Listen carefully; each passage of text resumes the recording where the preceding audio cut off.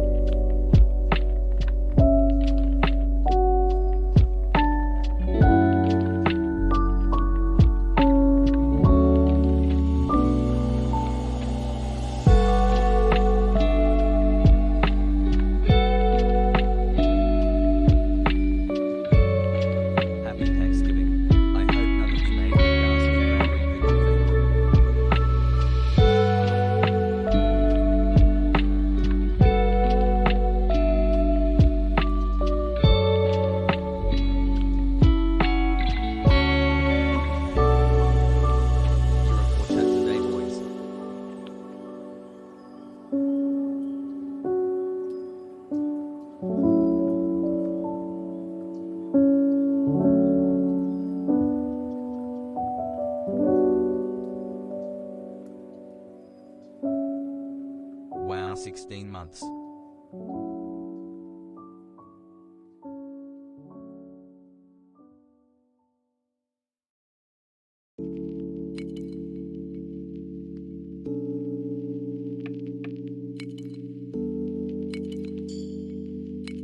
As high.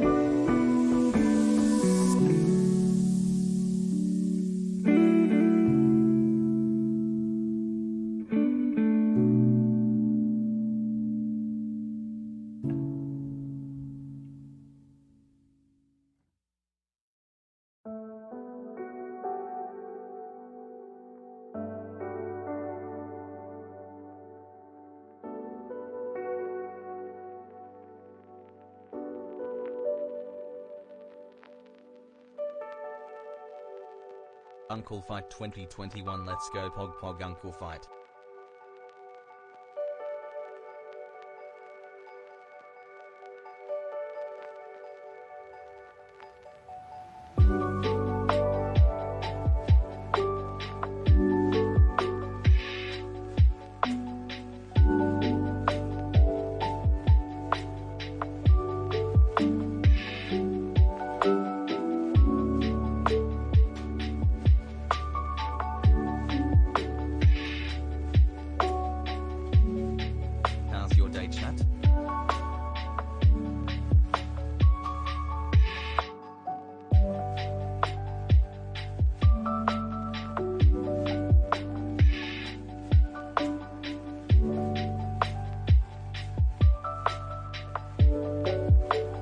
Hasan, I am thankful for you, Hasan.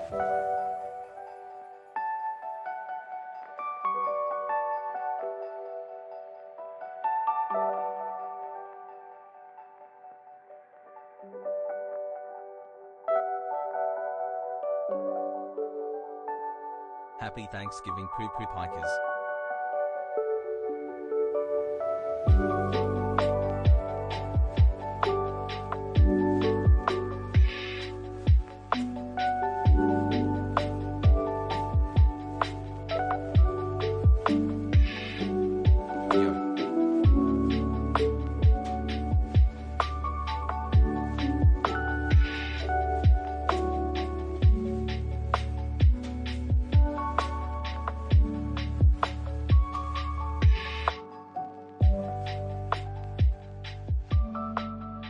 Happy day, everyone.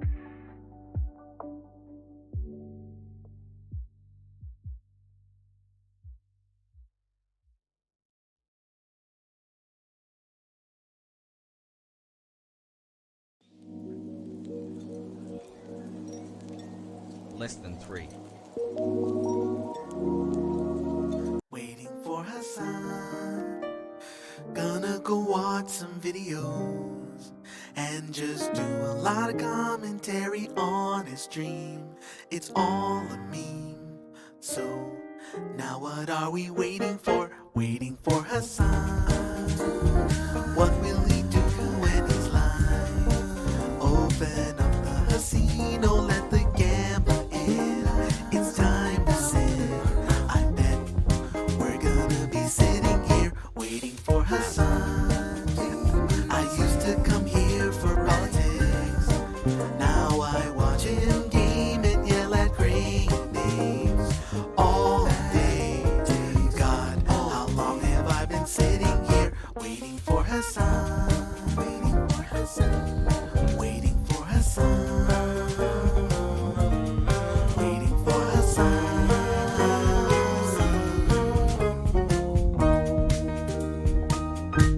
What's going on, everybody? Hope everyone's having a fantastic evening, fantastic afternoon, a fantastic pre-noon. I guess there's still pre-noon going on somewhere.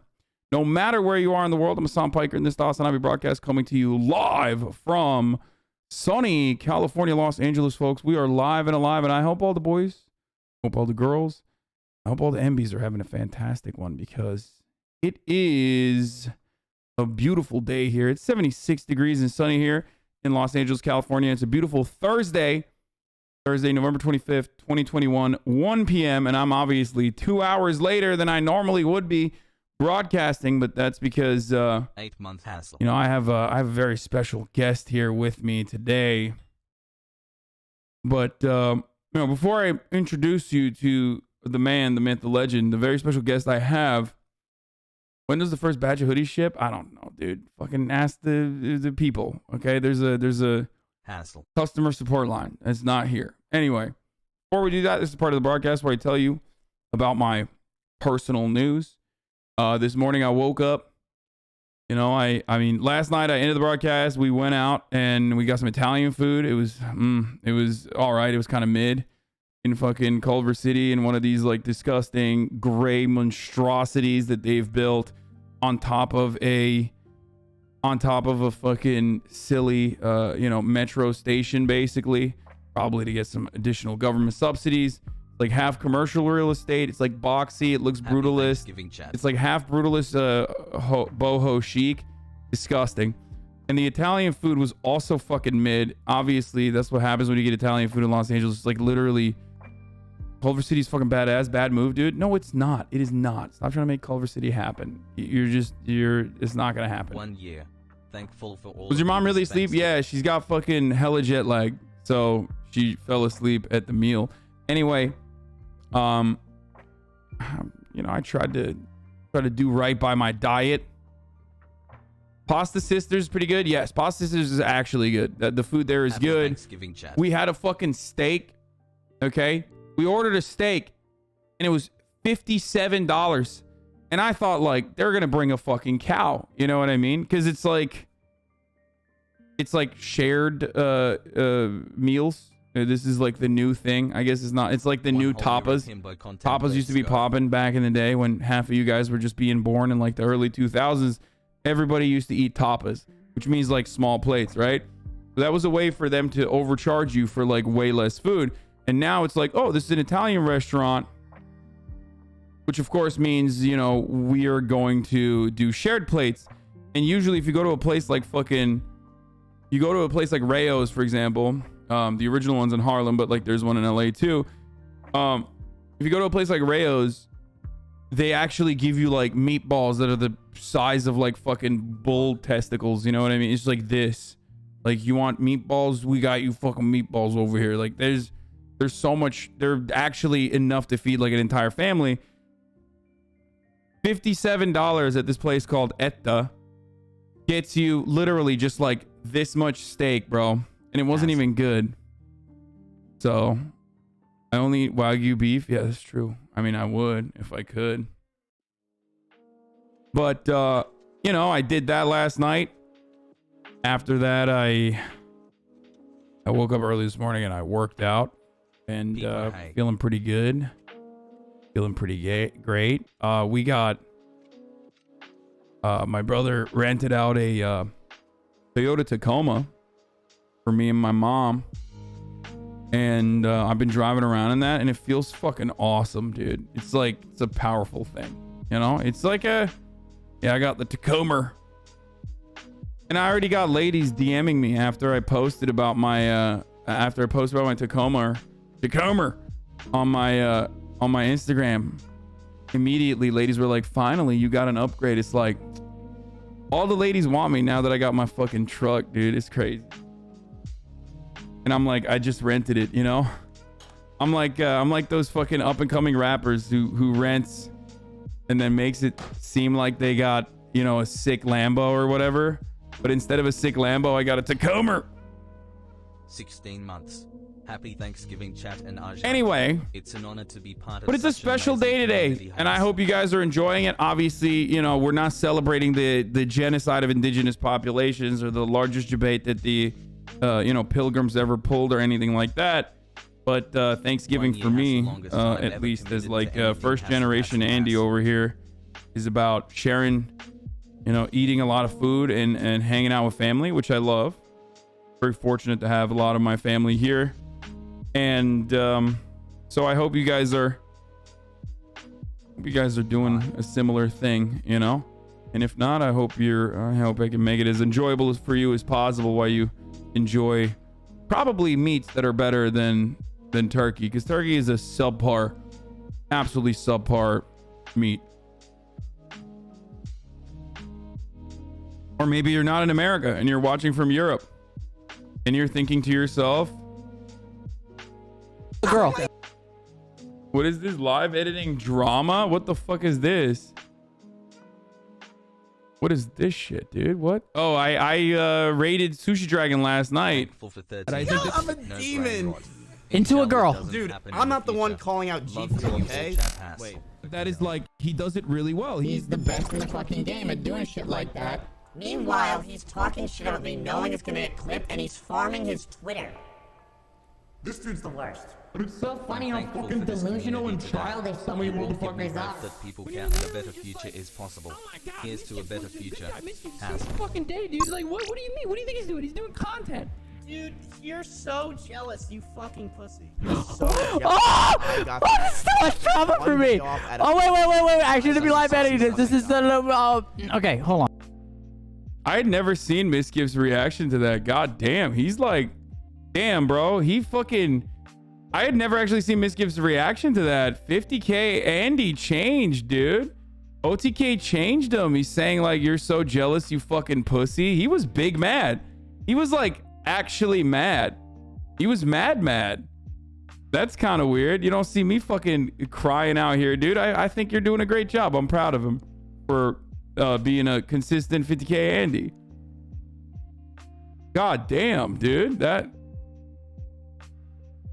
he was not joking on that one. I mean, I know he was like making Sushi Dragon was making an edit, but I actually had not seen that clip before.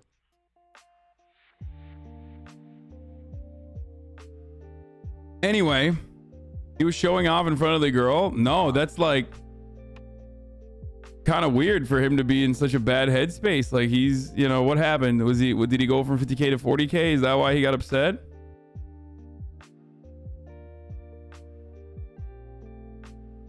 He's always joking, lol. Yeah, dude, I know. He was always joking. Totally. I'm sure he was joking right there. Definitely.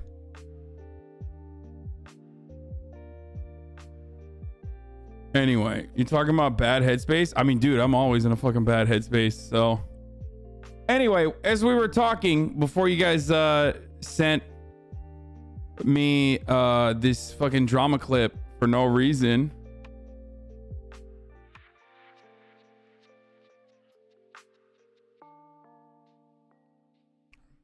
I was talking about family. 9 months in, I feel the change coming. Talking about JK family. love you all. How important family is. 2 years ago, we did a fucking we did a broadcast, okay? From New Jersey. I live like a capitalist every day. We did a broadcast from New Jersey. And it was legendary. I had a legendary guest on. The last time you showed Jake what you do, that was 2 fucking years ago, dude. Okay, dude. Okay. All right. Like that was Chatterino 215. And guess what? This entire time, he's been sitting right here, dude. You gotta come closer though. You gotta get closer. Yep. Wait, here we go. Hold on. I'm gonna also do some tweaking here so they can hear you, because right now it's like noise gated out the wazoo. All right, put the gain up a little bit. There you go. All right, you can hear me now? They can hear you now, dude. Okay. I can't believe that was only 2 years ago. That was 2 years ago. I look like a fucking baby. I look so hot. What happened to me? No, that's actually kind of true. You look like way younger in that clip. I know. I look like, well, you look the same. You got the Bernie Sanders thing going on. Yeah. At this point, you're that age until you're not. You know what I mean? Yeah. One day we're gonna be like, oh shit, Jake got old. But like, you're this age now for like 20 years. I hope so, man. Like, I feel like I'm solidly middle-aged. Like, I'm just gonna ride middle-aged for a long time, because you're right. I look identical. And I look, if I gotta say it, I think I do. I look pretty good. You kind of matured up in, you know, I don't know if it's a good thing or a bad thing, but it happened. Jesus Christ, dude. Fucking Jank is out here calling me washed, old. Okay, dude. But look at how you look like a baby 2 years ago. Look at that. No, it's like, I keep telling people and they don't realize this, but like, it's literally hair. It's hair and beard. So the beard is like around the same, but if I cut my hair in a similar capacity now and just like put it forward, like the e-boy shit, it would still look like I would look similar. I wouldn't look like, I felt like you were 28 forever. Yeah. That's kind of true too. Yeah, I was like, yeah, I was 28, now I'm 30, okay? Like I went from 28 to 30. But it is the hair, because like there are clips of me from like the beginning of the year when I have this exact same hair and I looked pretty much the same, and people will always be like, dude, you look like you got so old in the fucking last couple of years. And I'm like, no, dude, I literally did that. I used to have a fat beard like a couple of weeks ago, and I shaved it, and everyone was like, damn, dude, you look so slim, you look so young. It's like, no, it's just because I fucking shaved the beard. Yeah, I believe it. So I was afraid that you were already like, you're 6'4", so you were gonna pull that chair up, and I was gonna look like I was 5'3". But we look all right here. Yeah, you lowered your chair. No, this is just like, yeah. The chairs look good. Like they're perfectly aligned. You know what I mean? Yeah, they look good. But yeah, this is what happened last time when I tried to describe to you what I do. You weren't really on Twitch back then, right? No, we are now. Before I get started, you know, we're only fucking 20 minutes in, but this is I'm gonna fucking promote. Wait, it's Hasan Tweet Selfie Day today? Chat? I didn't even realize. Daycare is open and I got the big man. Here we go. Cenk Uyghur. Debate him in the marketplace of ideas. There you go. When? Let's do it. In the spirit of Thanksgiving. Remembrance Day, everyone. Get in now. You don't want to miss this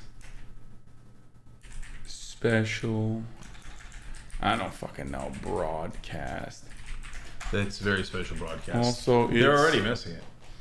Also, it's Hasan TWT Selfie Day. I should find an old school one of me and you. What do you it's mean? a selfie. So like an old school one of you. Yeah. To put up. Yeah.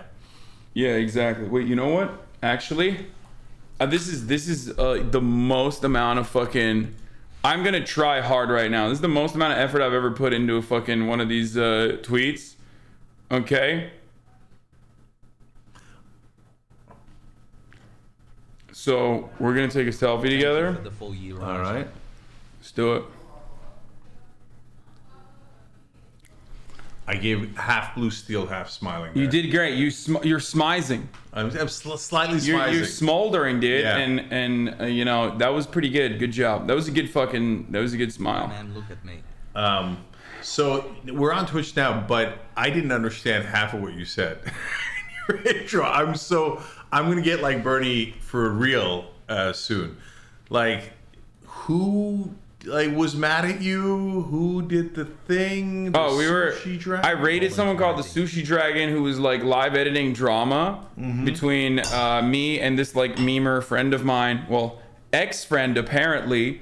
Who is like was upset at me when I was like, you guys are fucking calling him the hero when he was like farming this shit the entire time. You guys are so fucking stupid, which is another drama. These are Twitch is just a string of different fucking dramatic sequences in the end, and you know, it's just really stupid and silly. Don't worry about it. The fact that people know what that is really sad, and I'm a sad person for knowing what that is as well. So.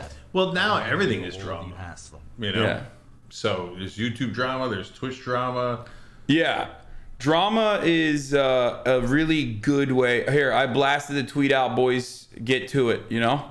But drama is the way that people can, like, you know, especially in the political realm and like what we do, drama is like a more palatable way of like thinking that you're learning about politics, but you're not. You're just fucking parasocially invested in your favorite brand of political content creator. Mm-hmm. You know? Makes sense. Yep.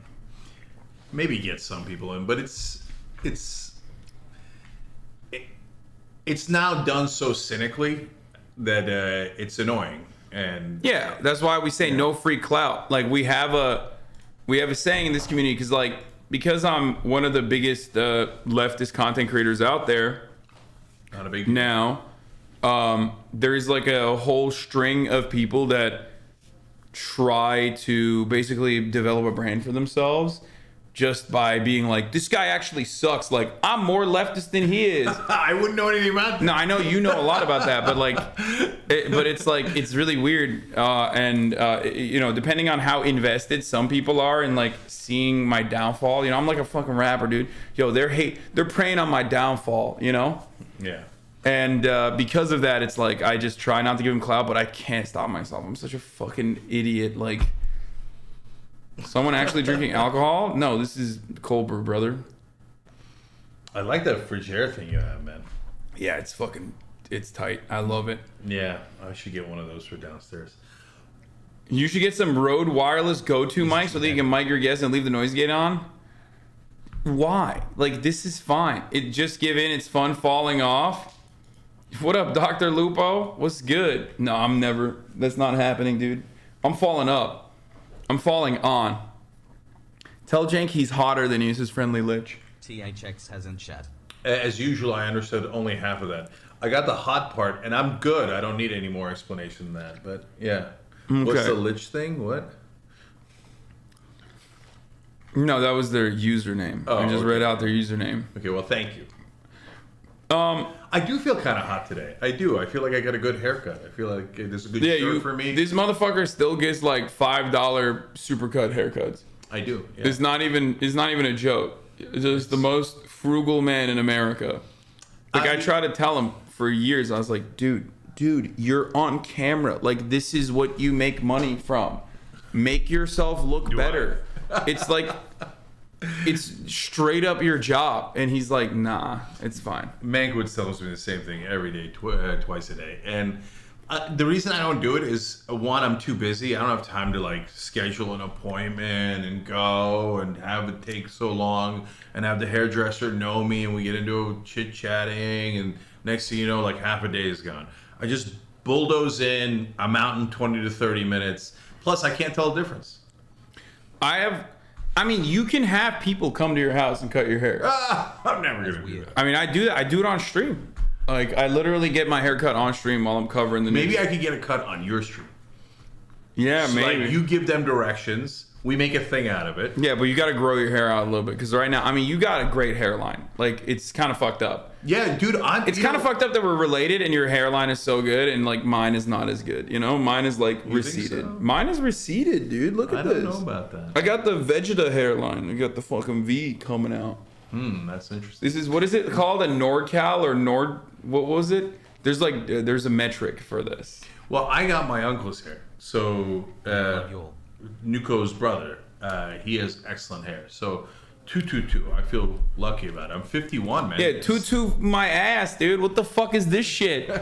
You know whose hairline I got? Are your dad's and my grandfather's. It's fucking bullshit, dude.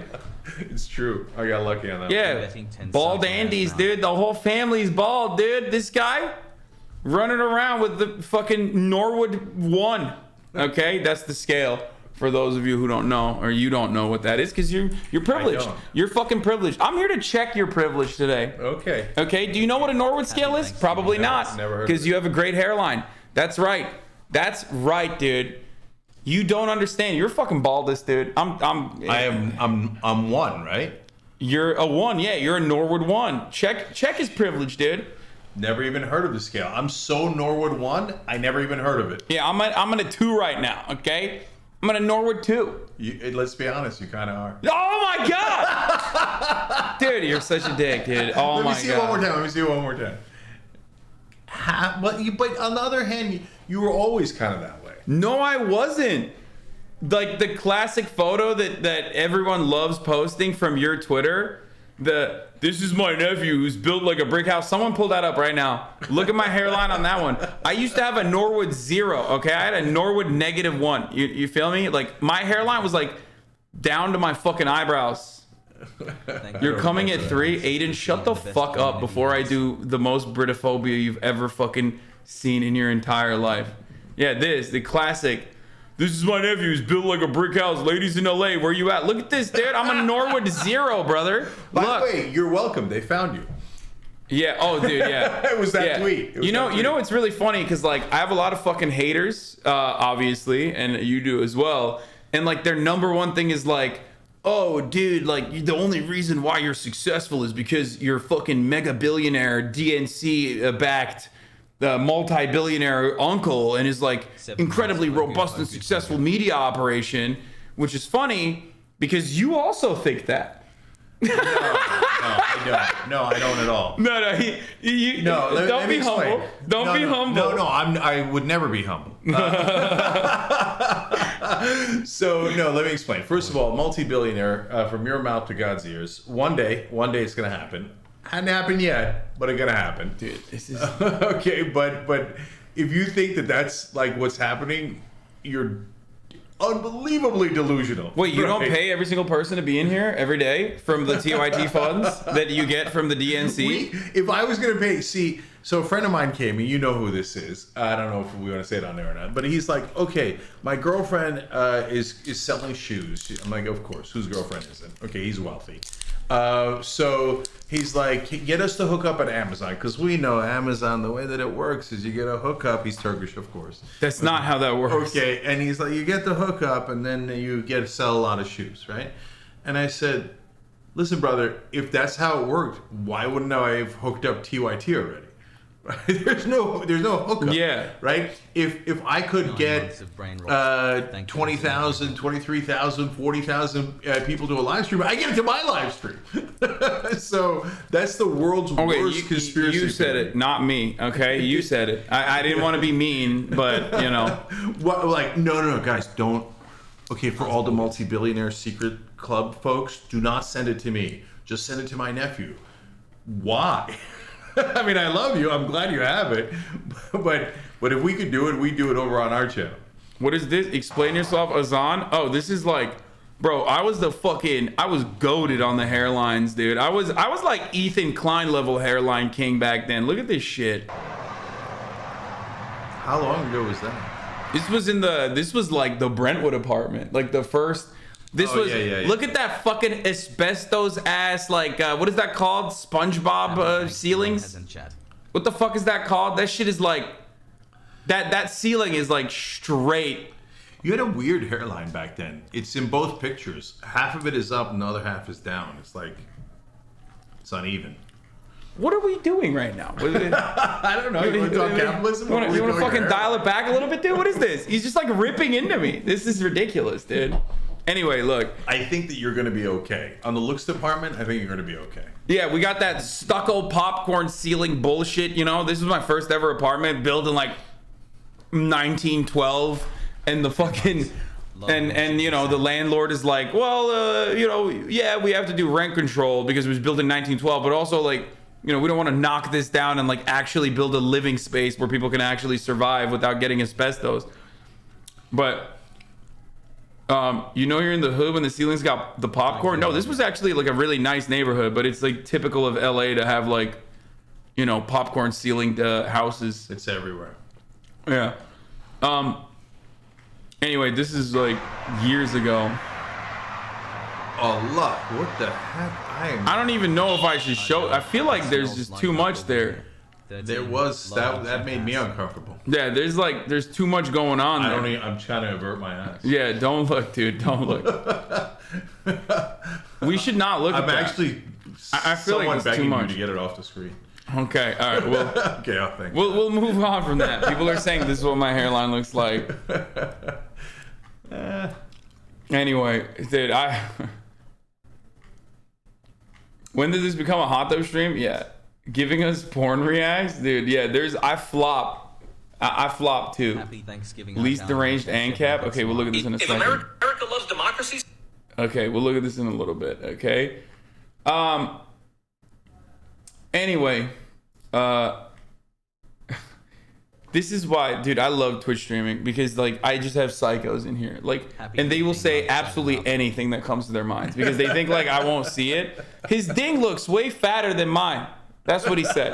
Like, why would you post that, dude? Even if it's true, why would you say that in the chat? You know what I mean? Particularly if it's true. Yeah, it's so weird, dude.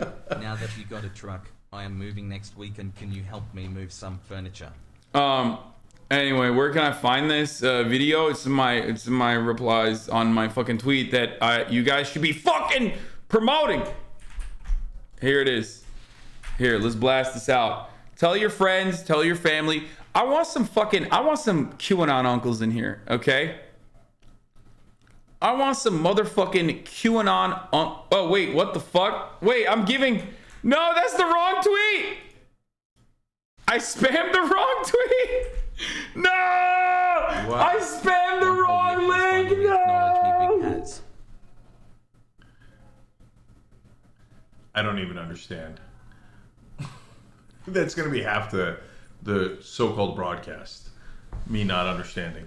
Why? What'd you do wrong? I spammed the link with my fucking pee-pee instead of the actual tweet.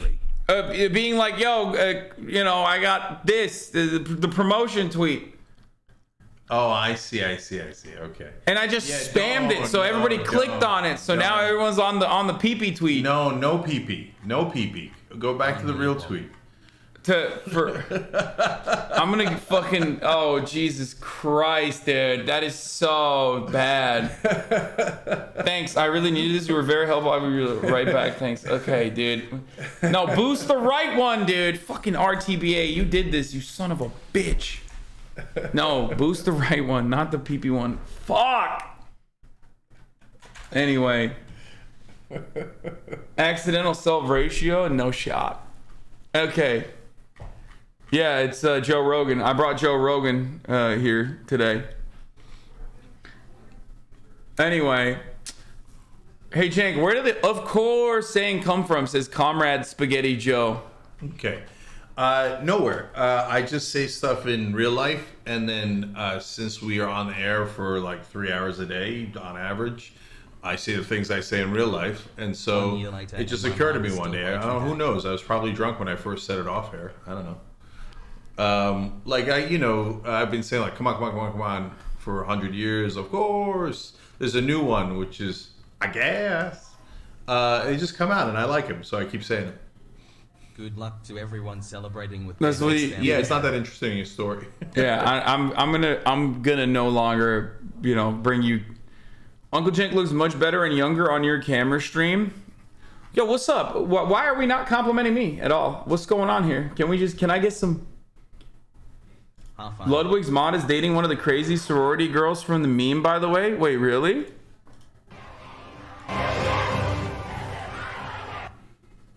Dude, I'd feel so bad if I was in that sorority when that was a hot meme. Like, you couldn't go a second on the internet without seeing that video. That's literally not even true. There's not even. Oh shit! Fiona! Hi! I missed you so much! Oh my god! Get over here! Come here! Come here! No! Get over here! Put your legs up here! 5 months. Oh, Fiona's here. You won't be able to see her, but you never read the positive messages? No, I will. I promise. You look great today. I love the bracelets, but Fiona looks better. There you go. I'm reading the compliments now. We're reading. This is a compliment only stream. Anyway, why are you hiding your hairline always behind a hat or beanie? Be confident and accept it, bro. You're like 36, is bound to happen eventually. So like here. So this is why I love Twitch and I also hate Twitch. Okay, because you have like people who know you very like your habits very well because I'm live all the time, so they know like what pisses me off. People know like my insecurities and stuff. First of all, the reason why I have a beanie on right now is because I've been growing my hair, and right out of the shower, it doesn't stay. But that person is like saying, one, you have a bad hairline, and two, you're 36, like you're old and like you have a bad hairline. Like, and if I were to look at their user card, which we could do ban appeals today with you actually, okay? Like, it's probably shit like that all the time. For 5 months and I all the time. How to talk in chat help. Like, that's not how you pronounce Qatar. Your frame is massive. You have so much potential. Get off stream and go to the gym. Still insane how much money owners make compared to the players. Okay, that's not. My dad is richer than you, bruh. We need to kill all the cows. Your $3 million house probably has a very big carbon footprint. Carbon footprint. Like, there's people that come in here with like weirdo accounts, and all they fucking do is just like they sit here and they try to like basically find something to get your attention with in a negative way. Like that's literally. I've never heard of that on the internet. That's new. That's new. No, I mean, of course it's not new. You have it in the YouTube comments, but like on Twitch, this is a community, right? So it can be really good and it can be really fucking shitty. And that's like the worst part about it is that, you know. So, but you know what? Like, is mainstream media any different? Like Jake Tapper's done that to me, but on a bigger scale, right? Like he did that to me too, dude. Remember? Yeah. When I called him a cunt. Oh, and then he got. It's like, oh, you breached an etiquette of, us. He said you need to apologize to every woman in media, and I was like, no, you're the head cunt. This has nothing to do with. This has nothing to do with fucking women, dude. That would be a good question for Jake Tapper. Who does he hate more, me or you? I don't think he knows who I don't think he remembers me. Yeah, he did oh, you're a feminist? Name every woman.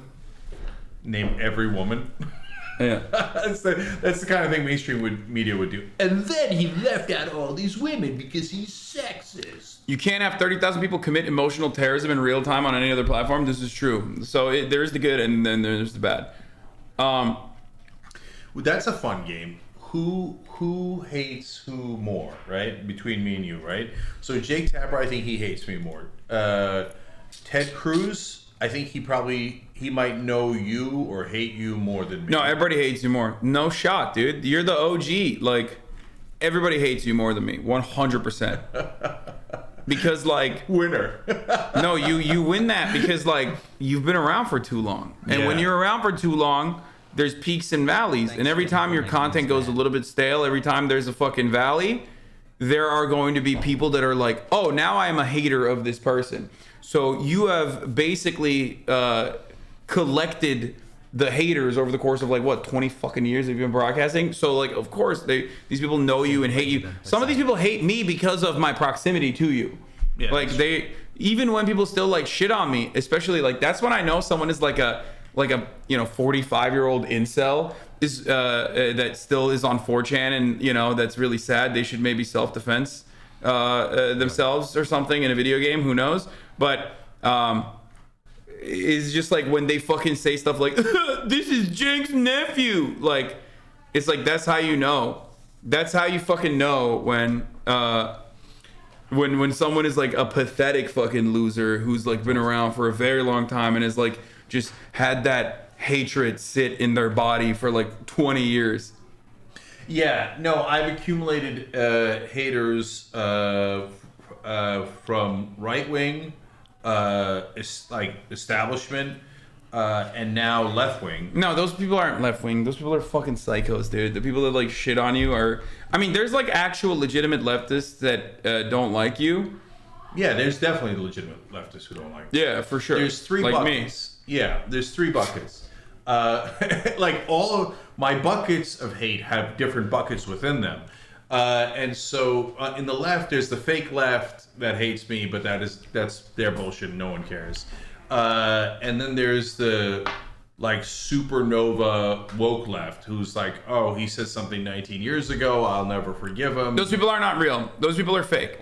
Like, you think so? I think there's some real ones. No, those people are misguided, delusional, narcissistic. They're fucking total fakes. They're total phonies. We don't fuck around with that shit on my broadcast at all. That's one of the most liberating things that's been for me, having my own voice, having my own space, having my own community, having my own platform, and not having like to be shackled by TYT is literally that. Where someone comes in here and tries to pull some fucking rad lib bullshit, I'm like, shut the fuck up. Shut up, bitch. Suck my dick, and then we move on. I didn't say it. I said it. I said it 100%. And like that's what I've been able to do, which is normal. And it's fine to be normal. It's fine to be a normal human being. And I feel like there are a lot of like radlib people who try to hyper focus on the aesthetics of progress and try to like clean up culture and clean up language and like instead of like opening up spaces of opportunity or rather improving the material conditions of marginalized people, they only are just like, oh yeah, like I'm gonna be a landlord, but also at the same time, like, I want I want to offer like tax credits to black people that were able to make it through like a HBC, historic black college or university. And, that's why I'm more woke than everybody else. It's fucking bullshit. But those rad libs that you're calling them, they hate me maybe more than anyone does. They're because I'm stuck somewhere between, I don't give a shit what you think, but I'm not going to call you the names Haas calls you, right? So that's like, for them, it's easy picking. So I'll call the Republicans welfare queens. They're like, that's an illegal word. You cannot use that word. It doesn't matter if you're using it against Republicans. Wait, so like, that's such boomer shit. I don't even know what the fuck you're talking about. What, you call Republicans welfare queens and people get mad at you for that? Yeah. Like, there's no end to it. But even then, it's like why are you calling them? But mainly, though, you're 100% right that it's like a tiny crack. No, I'm saying it's boomer to even do that, though, for the record. I'm not supporting the welfare queen take. Not because oh, I'm more woke than that, but because I think it's okay. Like, yeah, it's from the 1980s. And it's a reference to how Republicans did it, and you're flipping on them. Anyway, the point is, there's like a professional class of libs who like make a living out of criticizing other leftists so that they can get better jobs. Let's just keep it real. That person doesn't deserve the job. I deserve the job. I don't want him. We should be me. Yeah. We gotta go pick up Nico. Already? Yeah, she just called. She's ready? Yes. God damn, dude. Okay, well, when you come back, we can continue this. But the thing I was gonna show, you're old too. Stop being mean to uncle. I am old. What the fuck are you talking about? The thing I wanted to show you is this. Okay, there's a brand of people out there that will do this. Okay, so the Women's March tweeted, "We apologize deeply for the email that was sent." Hold on 1 second. Actually, I'm gonna do that again. Fucking, I can't even type.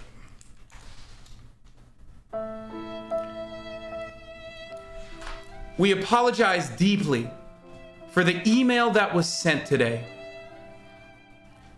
$14.92 was our average donation amount this week. It was an oversight on our part to not make the connection to a year of colonization, conquest, and genocide for indigenous people, especially before Thanksgiving." It's the dumbest fucking... You're so stupid. You're a stupid person, okay? You are an incredibly stupid person. The only reason why you have the job as a social media manager at this fucking place, or the only reason why you're an executive at this fucking NGO, is literally because you went to the right college, your family was fucking affluent, and now the only way that you can actually exert moral superiority, because you will never, ever institute like a dialectical materialist perspective that truly wants to improve the material conditions, that's like pro-union, pro-workforce, whatever the fuck, is by being as woke as you possibly can. And it's not real. It's fake. This is not a real thing. No one on the fucking planet was like, I'm so traumatized. I'm so incredibly traumatized by seeing the dollar value $14.92. Like, what is this? It's like liberal QAnon, dude. It's literally fucking liberal QAnon. Like, QAnon supporters, they look at that and go, Trump said 7 again on the broadcast. 7's a really important number. It's the number of the angels or whatever the fuck. And this is like our version of that, where it's like, wow, I just saw $14.92 amount on the Women's March. It's like, it's fucking annoying. I hate it. It's fake. It's also fake. No one is like seriously this person. Yeah, it's faux concern and outrage. No one's actually outraged. And it's like you said, it's a way of displacing actual action with fake concern. So, and the left is super famous for it. Like, that's what we do. Meanwhile, the QAnon guys down in Dallas, their new number is -48. That's their new profit. I don't know if you've heard about him. What? The guy down in Dallas who's telling them JFK and JFK Jr. are going to come back and make Trump president. he's called -48, and he's talking to God, and he's their new prophet. So fuck yeah, dude. I love that. At least that's like entertaining. I mean, this is creative too. Like, I love people that say like, actually sweaty, like making fun of someone who's a picky eater is like making fun of, is actually quite ableist. And it's because I'm fucking neurodivergent and a minor, and like that's the reason why I'm a picky eater. Like, it's like, no, you're ridiculous. Like, I mean, it's creative, and I love watching it. I love watching stuff like that, like the Tumblr era radlib weirdos just like fucking find new ways to be like, I'm actually I should be centered around this conversation. Or like that other person that was did the cereal tweets during the fucking Kellogg strike, where someone was like, telling me that I need to participate in boycotting Kellogg's product is really ableist, because like, you know, frosted flakes is the only thing I can eat. I'm neurodivergent. It's like, you don't have to tweet that, dude. I don't care. Okay, shut the fuck up. We all have issues, but that doesn't mean the rest of the world has to stop around our issues. It's just like, it's so stupid. It's so ridiculous. And it is not a real one. It's just like, you are utilizing progress and empathy, which you may very well hold, okay? You may very well hold on to. You're utilizing that as a way to bully people and as a way to center yourself in the conversation. It's me, me, me, me, me. You see collective action and you think, how the fuck will I make this about myself? And that's what everybody does on the internet. Everyone does this all the fucking time. It's so annoying. So in that particular tweet, he's like, you know, you're telling me that I can't eat this thing because of the boycott. No, we never told you that. I don't know who was doing the boycott, but they were doing a boycott. They didn't put a gun to their head. The Kellogg's people were, the Kellogg's workers were striking. And someone said, anyways, y'all know what this means. Don't buy any Kellogg's products. Stay in solidarity with the Kellogg's workers and don't cross the picket line no matter what. Yeah. Okay. But that doesn't mean unless you're going to die because you have a particular dietary issue where you will die if you don't eat a Kellogg's product. Does he have to put that in the parentheses? Bullshit. That's bullshit. Even if you have that, you don't have to fucking tweet it. Okay. Well, which also you don't have that. No one on this planet, I'm sorry, has a situation where they're like, sorry, I have food sensory issues here, and it's like always the same type. This is the corporate Memphis way of speaking, okay? Corporate Memphis is a very weird like style that you see on like these Instagram threads. And this is basically that way of speaking where it's like, hi, someone with heavy food sensory issues here. Frosted mini wheats are the only things, or one of the only things I can consume regularly and not get sick from. Guilting people who can't support boycotts is ableist as fuck, but y'all aren't ready for that conversation. It's like, no, I'm not. I'm not fucking ready for that conversation. And neither are you, dumbass. Shut the fuck up. You eat something else. Also, frosted mini wheats is so nasty. The fuck? Imagine eating like little bales of hay. What are you, a cow? Are you a horse, dude? No, I'll eat it. They suck. Yeah, it's your worst. I've eaten the strawberry ones. Oh, it's like there are delicious. I think there once had a maple one and I ate it. Bro, how the fuck are you going to skip past like the Cap and Crunch and like numerous other options that are so much better to be like, I want a fucking dry bale of hay that when I put it in my mouth, it literally sucks up all of my fluids and captures it. Okay, now I will not have you disparaging my cereal selections. And so yes, from time to time I'll do that for variety, but right now in my closet is both Cocoa Pebbles and Fruity Pebbles. Okay, those are good. Life cereal, Captain Crunch, I'm on it. Okay, so apparently I gotta go pick up my mom.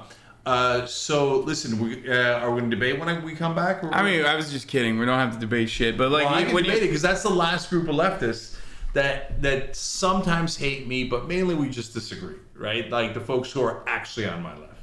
Yeah. They exist. Well, yeah, we can do that. Just go, do your thing, and then when you come back, we'll figure it out. How long you going? What? For fucking at least a couple hours, for sure, until like we're ready to eat. Until Murat and Mom come in here and yell at me multiple times to get the fuck off the stream, and how much of a piece of shit I am for not being a good son or a good brother. That sounds about right. Yeah. All right, then I'll go. I'll see you later. Okay, all right, see you guys. Yeah. Capitalism rocks. You see, this is half he's trying to debate already, dude. Get out of here. Get out of here. It's not debate time yet. Okay, let's fix the gain here. Fix the noise gate. Hello, hello. Okay.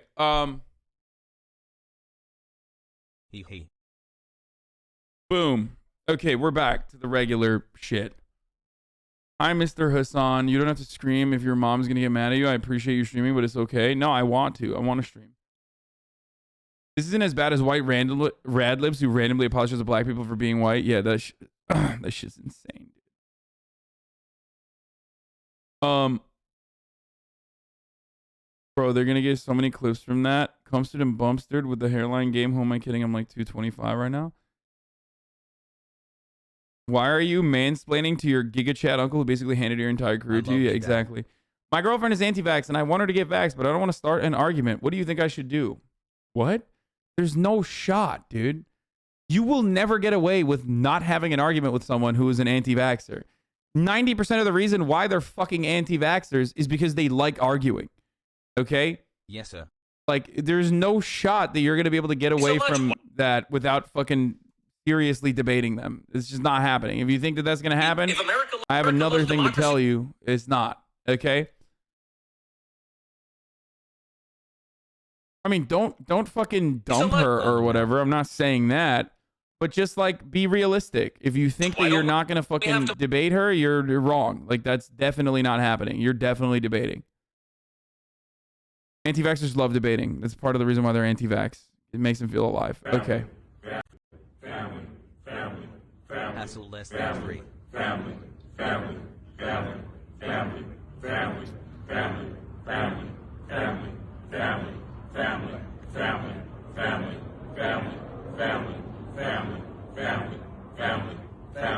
Also, let's be real. It must be good. That anti-vax, ooh, that anti-vax, must be fucking good, dude. No shot. No shot are you staying with a fucking straight up anti-vaxxer if, you know, other stuff is not, you know, perfect. You know what I mean? Look at that.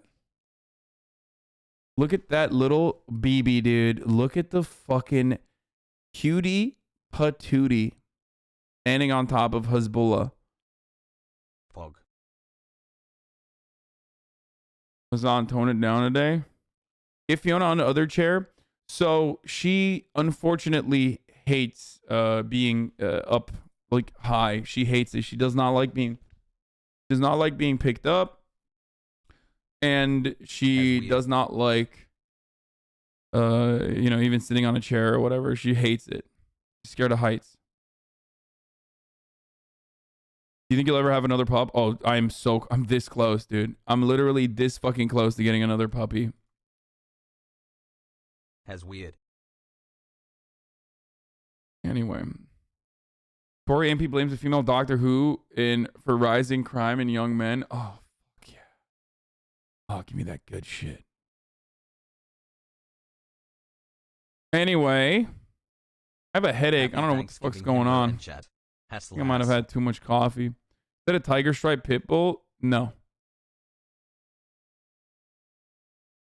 Dude, my trainer has a Belgian Malinois that he like found on Craigslist. This like people, they're not like a breeder or anything. They just like, but they bred their 2 Belgian Malinois, and there was like a big litter, and he went and he snagged one. And dude, now since I've been playing around with this dog, I fucking love them, dude. I'm thinking of moving to LA. How bad is it there? I mean, if you ask me, LA is wonderful. Obviously, there are some issues. Most, like 90% of it revolving around 90% of those issues revolve around the fact that we do not take care of our poor. We do the most brutal shit to them. And that's why there's a lot of crime. Well, not even a lot, but there's definitely crime. But But other than that, it's a beautiful place, you know. CIA assets are finally together on Twitch. Yeah, Casey Neistat. If you ask me, it's I love LA. If you ask Seth Rogan, he loves LA. If you ask Casey Neistat, he thinks it's a third world shithole. Why does he think it's a third world shithole?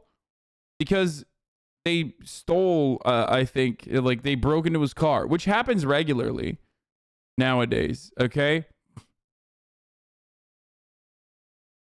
Mr. Beast got 34 million views in 18 hours and 600,000 new subscribers. It's crazy. 34 million views in 18 hours. Anyway, where the fuck is it? He's just been tweeting about that. But he like tweeted, he said, so our cars got robbed this morning because Los Angeles is a crime-riddled third world shithole of a city, but tremendous appreciation and gratitude for the hardworking officers of the LAPD West LA who not only arrested the motherfucker, but got all our stolen goods back. So, the thing is, like, first of all, I mean, dude, I've dealt with these motherfuckers, okay? They are, let's be real. I lived in West LA for a very long time. I dealt with them for a very long time when I had a bunch of fucking stalkers and people who wanted to kill me and shit. Wouldn't say they worked super hard, okay? This is like one of the unique instances where they actually found and stopped or at least like, you know, figured out the crime that had took place. Okay? Like that's like ridiculous. And then you find out what the thing was. Seth Rogan says, dude, I lived here for I can't do Seth Rogan voice. Whatever. He said, dude, I lived here for over 20 years. You're nuts. Ha ha ha ha. It's lovely here. Don't leave anything valuable in it. It's called living in a big city. I can still be mad though, right? I feel so violated. You can be mad, but I guess I don't personally view my car as an extension of myself, and I've never really felt violated. I've never really felt violated any of the 15 or so times my car was broken into. Once a guy accidentally left a cool knife in my car, so it keeps happening. You might get a little treat. I didn't get any treats. He just took the decorations for my daughter's 7th birthday party and left bloody handprints. Serious question. How did you get your car broken into 15 times? I lived in West Hollywood for 20 years and parked on the street. Also, it sucks your shit was stolen, but LA's not some shithole city. As far as big cities goes, it has a lot going for it. So, I don't know how the fuck Seth Rogan got his car broken into 15 times. That's insane. But having said that, it's like, dude, if your car gets broken into and like your fucking party supplies get stolen, like, I don't know if that's like warranted for being like it's a third world shithole. Like I've had my iPhone stolen from basketball courts, like at a time when I certainly could not pay for a new iPhone. You know what I mean? Like I've had a situation where I've had many situations where like it really fucked me up, and I could track the iPhone and shit too. And I've like tried to get the cops way back in the day to like fucking figure it out, and they of course laughed at me. They're like, "Get the fuck out of here." You think we got resources? We got fucking, we got teenagers' skulls to cave in, you know? We got fucking dogs to kill. Like, I can't be dealing with your fucking iPhone shit. And it's like, anyway, it's just like party supplies. It's like the least important thing that you could ever steal. The reason you don't care is because the weed makes you not care. That's what insurance is for, I think.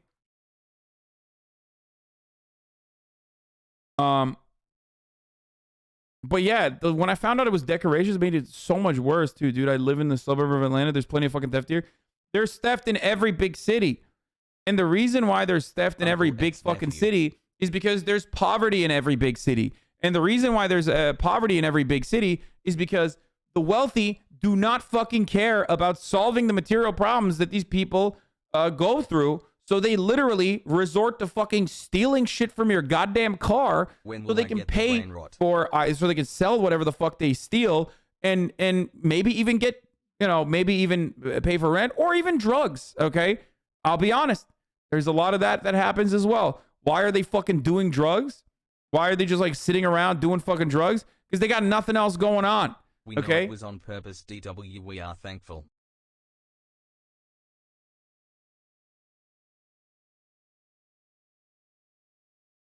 So we starting a communist uprising now or later, bro? It's just like not gonna fucking happen. It's just not happening in America. Yes. Happy Thanksgiving, turkey, black Chunk heart, yogurt. fried You and other rice. leftists perpetuate and spread propaganda about the police being racist and bad, which results in violence just because you see one bad cop, then you paint all the cops the same. Dude, I'm sorry. Okay? I'm sorry that you're a fucking cop, or worse, a lover of cops. Okay? Explain. We here in if this you have community real- also love cops in a different way, by having sex with their wives. Okay? So, you know, this is a thin blue line community. We are pro Blue Lives Matter. Blue Lives Matter so that we can fuck their wives while they're out on the job. That's how it is.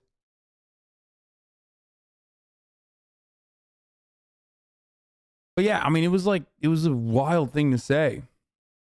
I have no compassion or curiosity towards criminals who victimize others only to stay, and I hope he's prosecuted to the full extent of the law. So, like, 11-month I'm somewhere in between, right? Because like, I am a bit of a, I am a bit of a fucking person who believes in, you know, law and order as well, obviously. But I personally believe that the way to solve issues like this is by analyzing and appropriately offering restitution to marginalized people. And not just like from not just from a race point of view or anything like that, but also from a class point of view, right? But ultimately, like, yeah, I think crime is not good, right? Like, we want to solve it. We don't want to have people breaking into your shit. Like, that fucking sucks. Don't get me wrong. So I'm not also on the I'm not on the other side of it where it's like, oh, dude, just let them steal your shit. Come on, it's fine. Because, like, come on, dude. I mean, because you get scared. Like that, it's still a traumatizing thing. You could be like, oh, someone stole your baby decorations. Who gives a shit, right? It's not the baby decorations. It's the fact that, like, you feel incredibly vulnerable in that moment. You feel so vulnerable because, like, a person could just, like, do such a thing that is outside of your fucking norms, right? That they could just, like, violate your space like that. You know what I mean? And so I get that side of it too. You sat with Cenk for a second and all of a sudden you became a centrist with this take. I'm being sarcastic. Please don't ban me. 12 months Lil Cenk has rant. But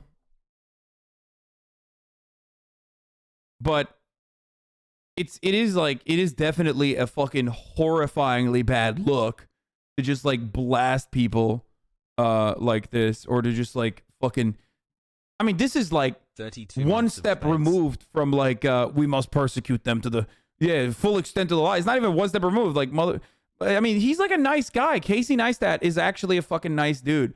So for him to, like, go from an understanding, open-minded, empathetic person to, like, literally, we must make sure that the streets are cleansed. Like, it's wild. Like, how the fuck? And he lived in New York too. So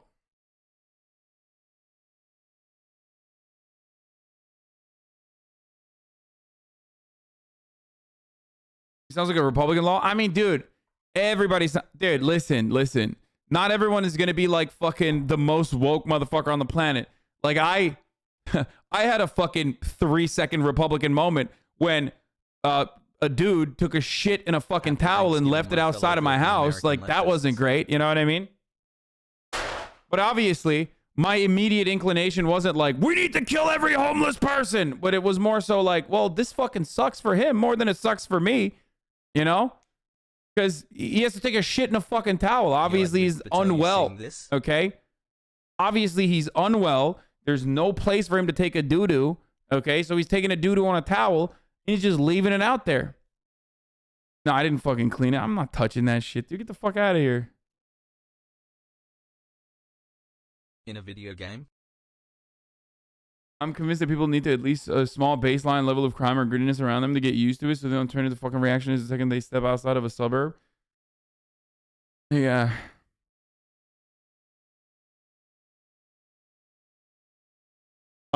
He also voted for the recall. Yeah, I heard this. He said he voted for Gavin Newsom's recall. Like, yeah, dude, the other candidates are going to do a better job than Gavin Newsom, who's doing a fucking horrible job with the homelessness here in Los Angeles. But, like, I'm sure the other guys are going to do better. Pog. Yeah, he was serving a little crime bill there. Okay, in that moment, Casey Neistat was serving a little crime bill. Okay, he was being a little 1994 crime bill. Okay, that's very crime bill of him.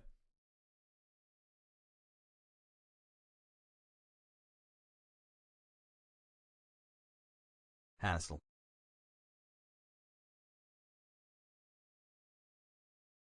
Ultimately, though,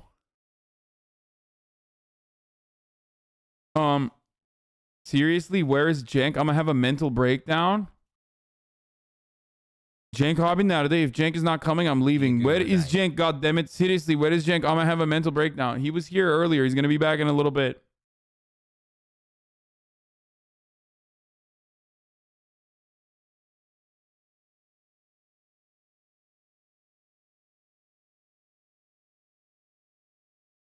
Love you.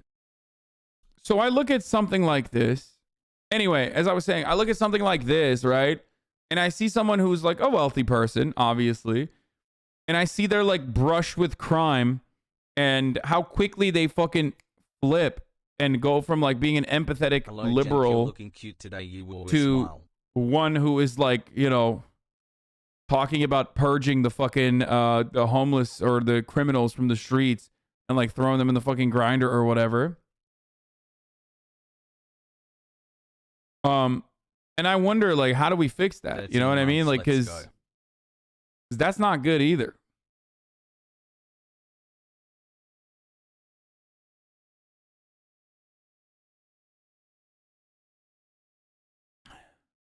Not good. Best info source around. When you have a fascist base, the superstructure follows. Yeah, but why is crime in the U.S. so much worse than Europe? I wonder. First of all, I don't even know if that's true. But Happy Thanksgiving, everybody. I wonder. Your last grill today. I wonder what the fuck's going on. Like, I wonder, even if it is true, I wonder what the reason is. It's almost like there's more wealth inequality and a severe lack of social safety nets. Like the social safety net you get from the top of the hour when you subscribe. Because at the top of the hour, every hour, there's a 60-second ad break. Now, of course, a lot of people, what do they want? They want an ad-free broadcasting experience. They don't want to see fucking ads. They want ad-free experiences. So the social safety net in that situation is a Twitch Prime or a $5 subscription. If you subscribe for $5 or for free, which is how Twitch Primes work, you will no longer see those ads. Or you can wait for someone like Bat Guano, who will allow 5 of you to no longer see the ads. You fucking freeloaders. You know what I'm saying? With the 5 gifted subs. Thank you. There's less crime here in the EU because we're homogenous as fuck. Oh, yeah. Here it is, dude. That is literally the easiest, dumbest, most disproven fucking take on the planet, brother. It is so incredibly fucking stupid. I just, like, I don't know why there's still so many Nazi ethno-staters in here. Like, I don't know why you do that. It is not even true. Like, the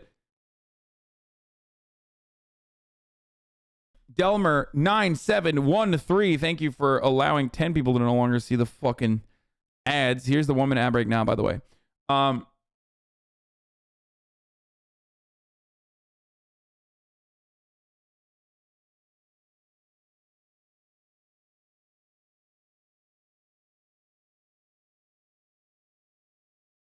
Europe is a homogenous population. Is this guy a dumbass or a dumbass? Yeah, no, they're just like, it's so funny. Dude, well, famously, one of the only parts of Europe that is like, one of the only nations of Europe that is like quite homogenous is Poland, which famously has no crime.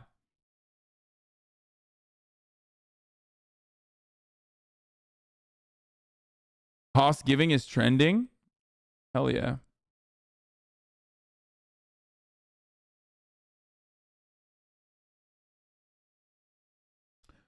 Maddie W, thank you for the 10 gifted subs.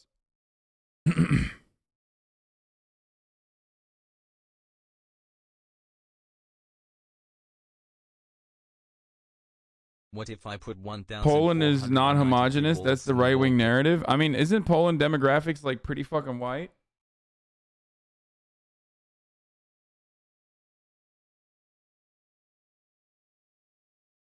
The demographics of Poland.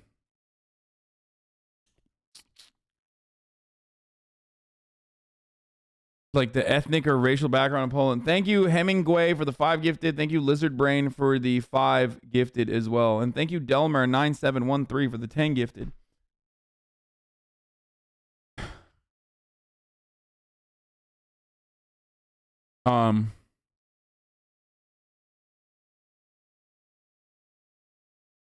It's a fact that racial homogeneity leads to lower rates of violent crime. Boy-faced liberal never had to struggle once in his life. What?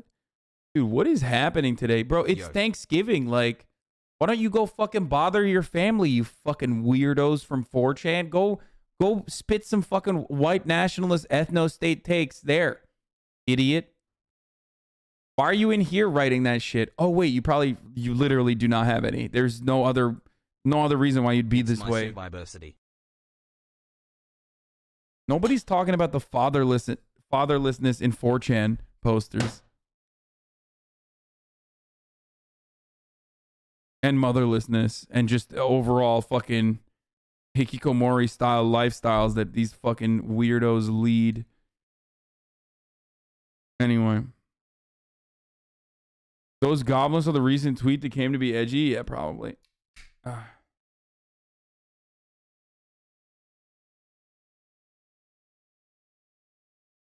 Has right, has weird, has left, time, age, you nephew. They're grounded because they kept saying shit at the dinner table.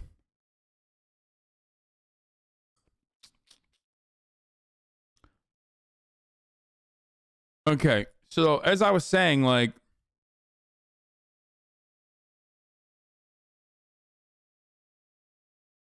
Ace Vitreous, thank you for the 5 gifted. As I was saying,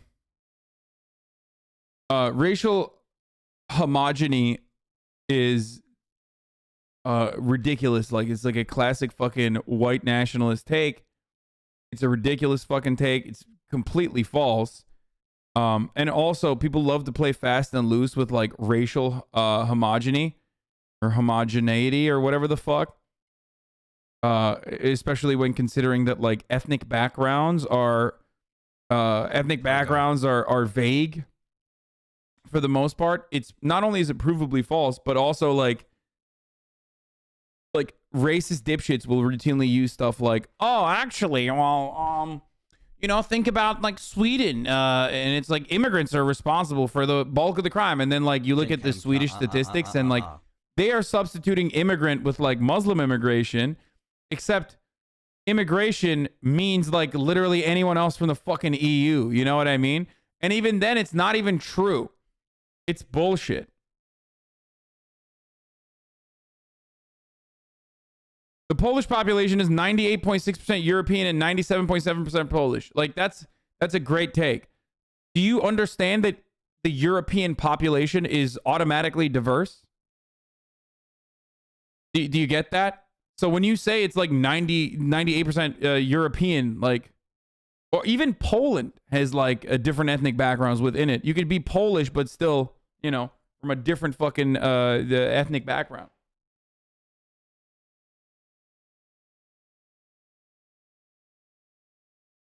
That's why it's always funny whenever people try to like substitute. They love to play fast and loose with the terms.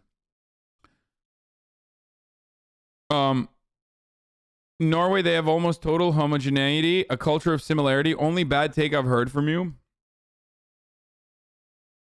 Dude, it is not the fact that people look like one another. It's the fact that they have adequate social safety nets. It literally does not mean anything, okay? This notion that there are cultural differences is fucking idiotic. I was just kidding, lol. Oh, Jesus Christ. Fucking losing my mind over here. Like, Canada is a perfect example of this. It's like one of the most diverse countries on the fucking planet.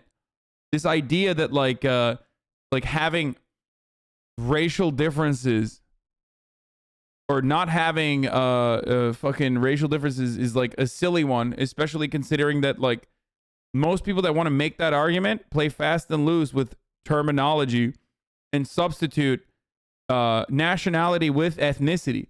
Oh, Norway's 100% Norwegian. Oh, okay, got it, dude. No brain rot yet, baby. It's so stupid.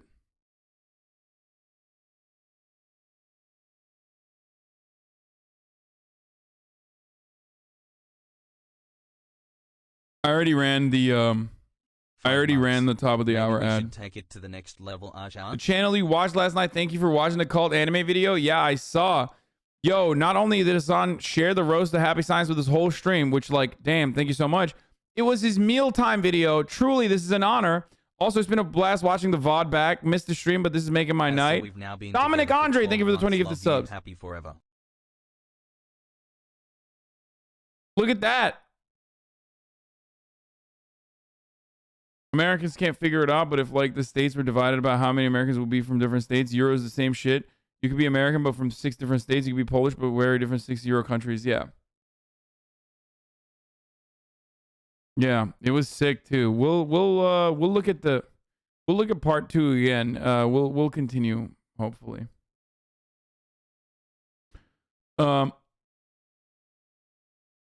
Wild, how many LSF people mauled at you watching videos on stream, but all the creators seem to love it? Yeah, of course they fucking love it, dude. I would love it if people just... I would love it if other Twitch streamers literally sat around and watched my YouTube videos too.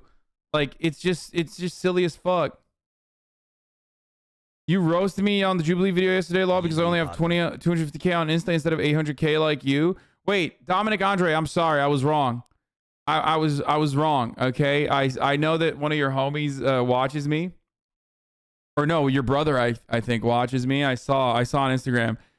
I said I thought the way that they presented you, they made it seem like you made one fucking Snapchat video and made $1 million. So I was like, "Oh, that's not like fucking real content creation."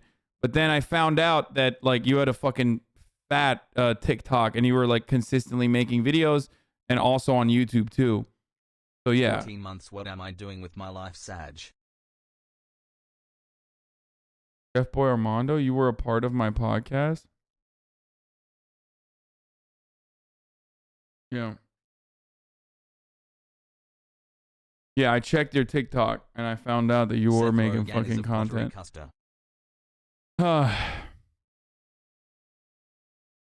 Canada is a perfect example because you mentioned the crime is generally higher in populous cities and all the big Canadian cities are multicultural as heck.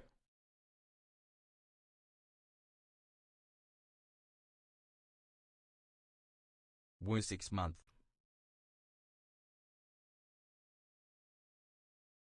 What is this? Mike from PA wants you to react to this. A rare look inside police training in Utah. Shots fired.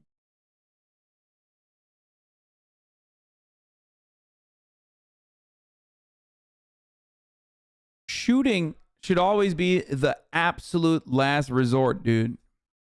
I'm not even fucking stating that there aren't... I'm not saying that there aren't cases where you have to shoot. Like, of course there are. Of course. But you have to de-escalate. Some people... More people will get even killed. But that's the difference between, like, you know... Or more people get grazed, shot, whatever, put themselves in the fucking line of duty.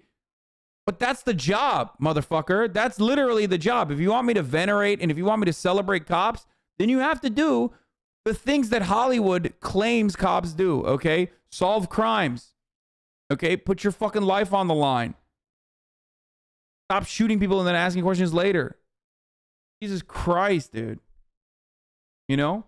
A Twitch streamer's job is to run the top of the hour ads, okay? At the top of the hour, there's a 60-second ad break. My job is to fucking run it. You live in Hollywood, we get it. Yeah. Exactly. And I tell you, like, you know, if you don't want to catch that ad break, all you need to do is subscribe. And you can subscribe for $5 or you can subscribe for free with a Twitch Prime. By connecting your Amazon Prime account to your Twitch account, you get one free Prime subscription a month. You can also, I don't know, expect a gifty from... you know, big fucking whalers in the chat like Dominic over here. Did I miss Jank already? Fuck. No, he's back. I'm going to bring him in again, and then we're going to keep debating, okay? But here's the outbreak now. Pog. So yeah. Firefighters risk their lives. Police must as well, especially when they're given so much power over us. It's only fair. Yeah, literally, like.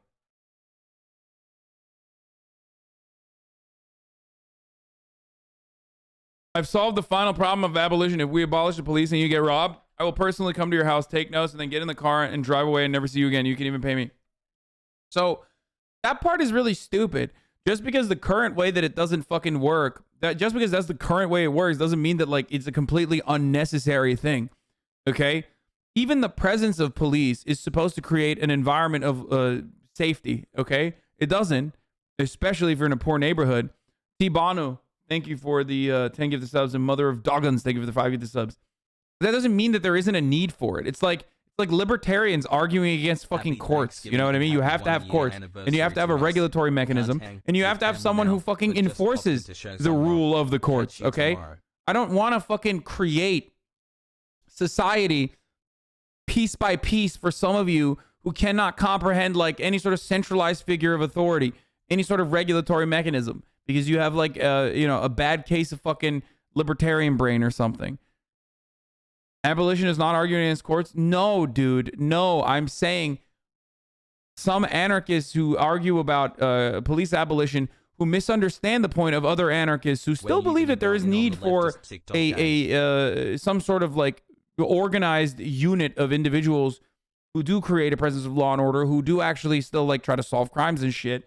But there are some anarchists who don't read and literally fucking just think it means like abolishing the police force in its entirety and not having anything. So to them, I say, you sound like fucking libertarians who want to abolish the court system.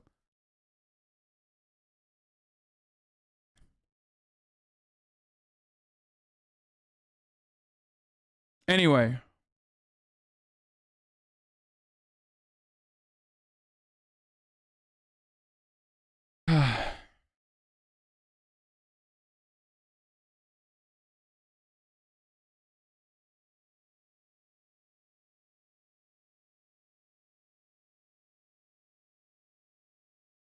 Jordan Peterson says Marxism equals starvation. Hell yeah, dude. All the bitches in my life. That's what I'm talking about.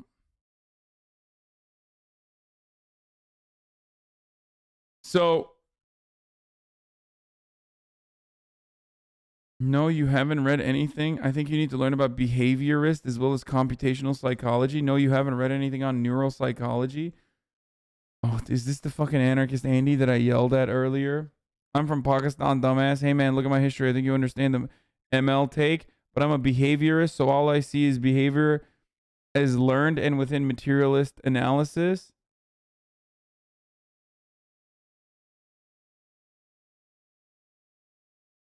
And maybe because you're from Pakistan that you have a hard time comprehending.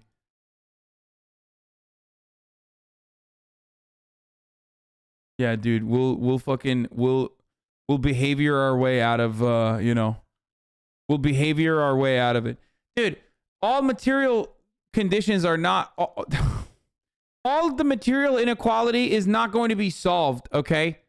So in the process, because I do recognize that the overwhelming majority of crime, before we reach like, people with psychopathic disorders or antisocial personality disorders that cause them to do crimes and whatnot.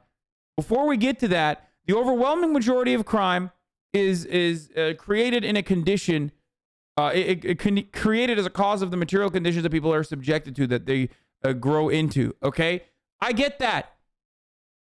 So yes, if you solve that, you solve a big fucking chunk of the crime. I get it. But leading up to that, and even after we're done with that, there are still going to be people who want to do crime, okay? By the way, thank you, Anorak Stag, for the 50 gifted subs. And XQC4 for the 5 gifted subs. I said you got it. I'm not sure why you're arguing with me because you said it's lib shit to say I'm not in favor of like full blown abolition because there's always still going to be fucking people that, you know, there's still going to be issues that we cannot solve.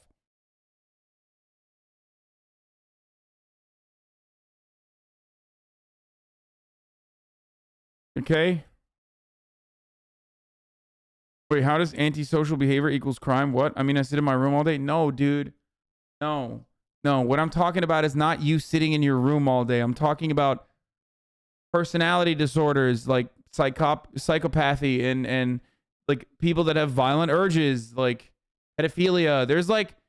There are different kinds of disorders that have, you know, that cause people to behave in like violent ways. Did I say antisocial? But it's asocial.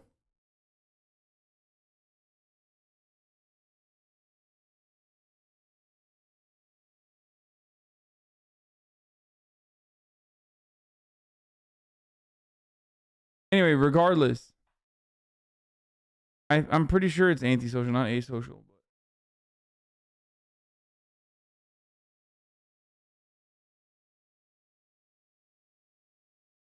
Oh, chatter is asocial, not antisocial. Yes, I'm correct. Chatter is wrong. Anyway, so regardless, the point I'm trying to make here always is that like there is going to be a need for whatever the fuck cops are supposed to do in like the Hollywood movies, the way that they present themselves. Okay, there's a need for that.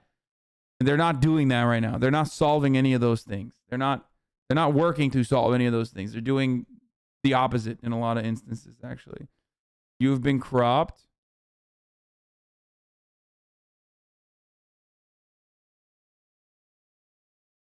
Why'd you send this to me? Is 2 likes on it.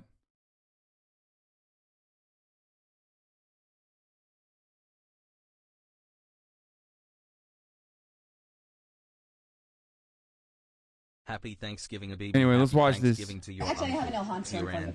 So, I hope everyone had the best Thanksgiving ever.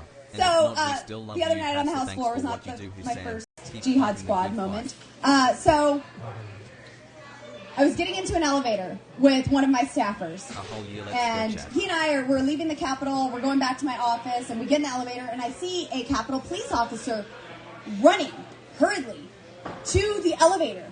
I see fret all over his face, and he's reaching, and I'm like, "What? I can't. The door's shutting. Like I can't open it. Like what's happening?" I look to my left, and there she is, Ilhan Omar.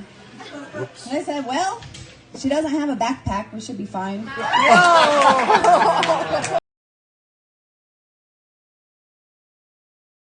The things that I want to say, I cannot. Because if I say anything right now about Lauren Boebert, I will be in big trouble. Okay? All I'm just going to say is she's whack. She's ugly, both inside and out. She married a sex offender. And you know, she's going to lose her fucking congressional district. It's going to be redistrict, hopefully. And that, you know, she's a product of incest.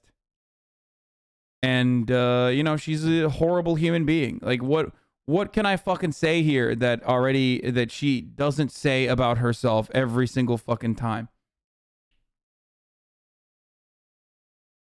You know? Yeah. She's going to go back to living a fucking life of quiet desperation in her goddamn stupid fucking diarrhea causing barbecue shop in Colorado as she like desperately works and tries to get back a crumb of relevancy by being on Fox News and saying increasingly more racist shit. Okay, that's it. Not losing her district? Okay, I hope she gets redistricted. It would be great.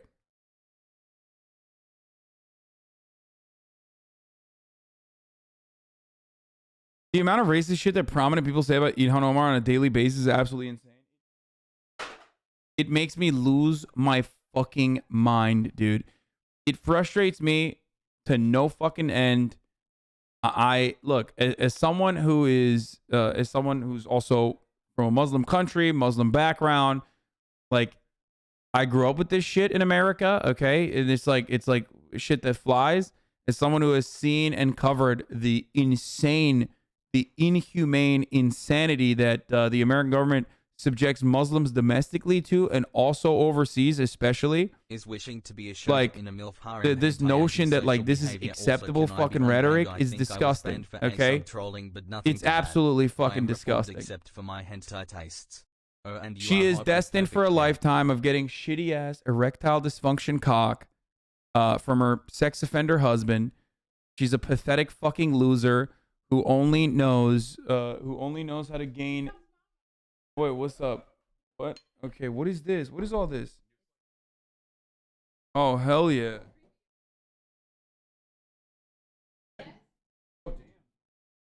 Okay. It's fire. Yeah. Sorry. Honey, you want, wait, your kids aren't here yet, right?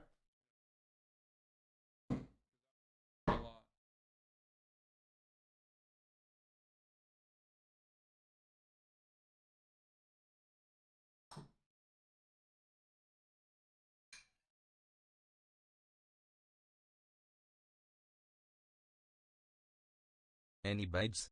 Force in one, force in despair. Okay, here you go. You can talk again. People will hear you. Okay, what's up? Sure, I'm back. He's back, folks. Let's make this screen bigger. You need to get closer. All right, I can do that. You see this piece of shit, garbage, fucking scumbag human, not even human, subhuman worm. I survived the brain rot, PogU. With her fucking dumbass sex offender husband. So, the other night on the House floor was not my first Jihad Squad moment. So, I was getting into an elevator with one of my staffers. And he and I we're leaving the Capitol, we're going back to my office, and we get in the elevator, and I see a Capitol police officer running hurriedly to the elevator. I see fret all over his face, and he's reaching, and I'm like, well, the door's shutting, like, I can't open it. Like, what's happening? I look to my left, and there she is, Ilhan Omar. Oops. And I said, well, she doesn't have a backpack. We should be fine.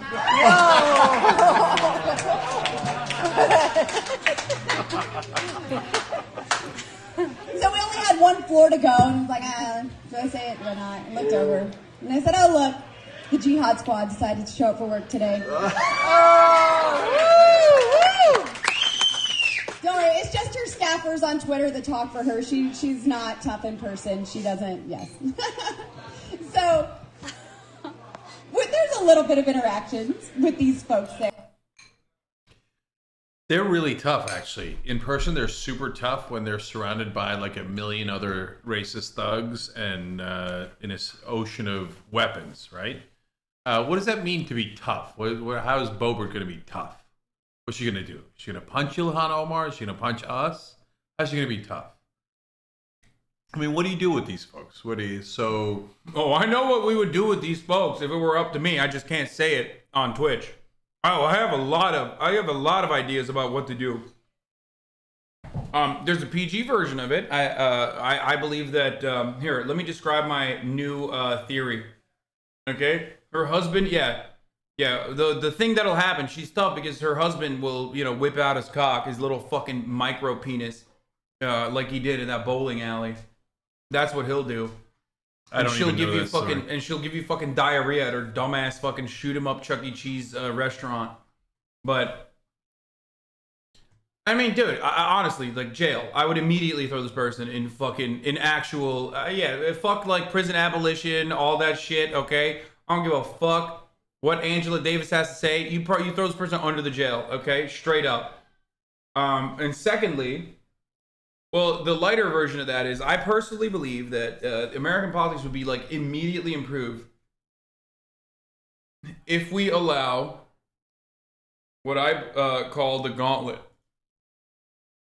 She says something like this. One of her fucking constituents gets to beat the shit out of her on the Congress floor. If any representative is like holding up a bill or something like that, like Joe Manchin, for example, is like a senator holding up a bill. One of his constituents, as long as like they go below a certain level in their approval rating, they're in the gauntlet zone, which means like one of their constituents can throw the gauntlet and beat the shit out of them on the Senate floor. Like it's like a filibuster, but they just like they fight. Okay.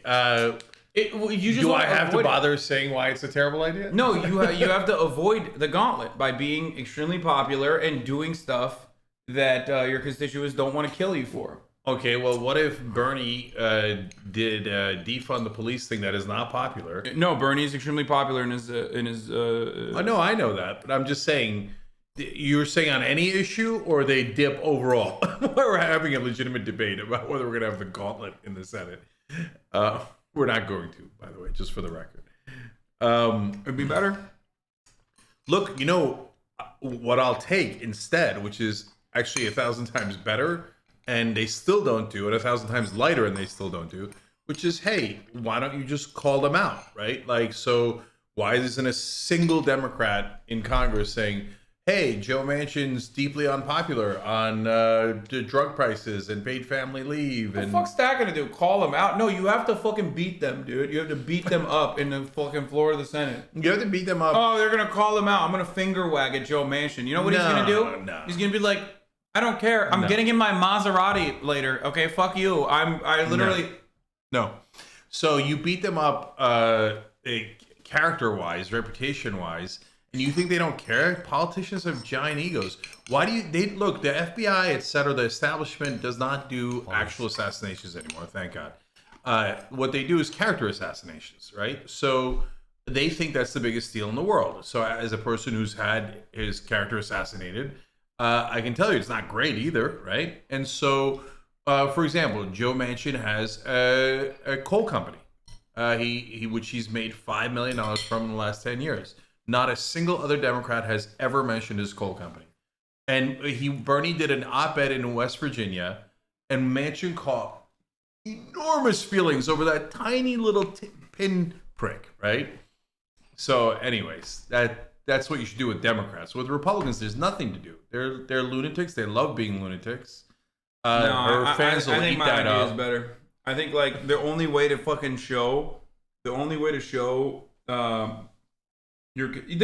make sure that your constituents are heard is not by being like writing a sternly written letter to their fucking office or some shit. Sternly written letter. But like literally just by being like, oh yeah, dude, well your approval rating actually dipped below 30%, which means it's time for the fucking gauntlet.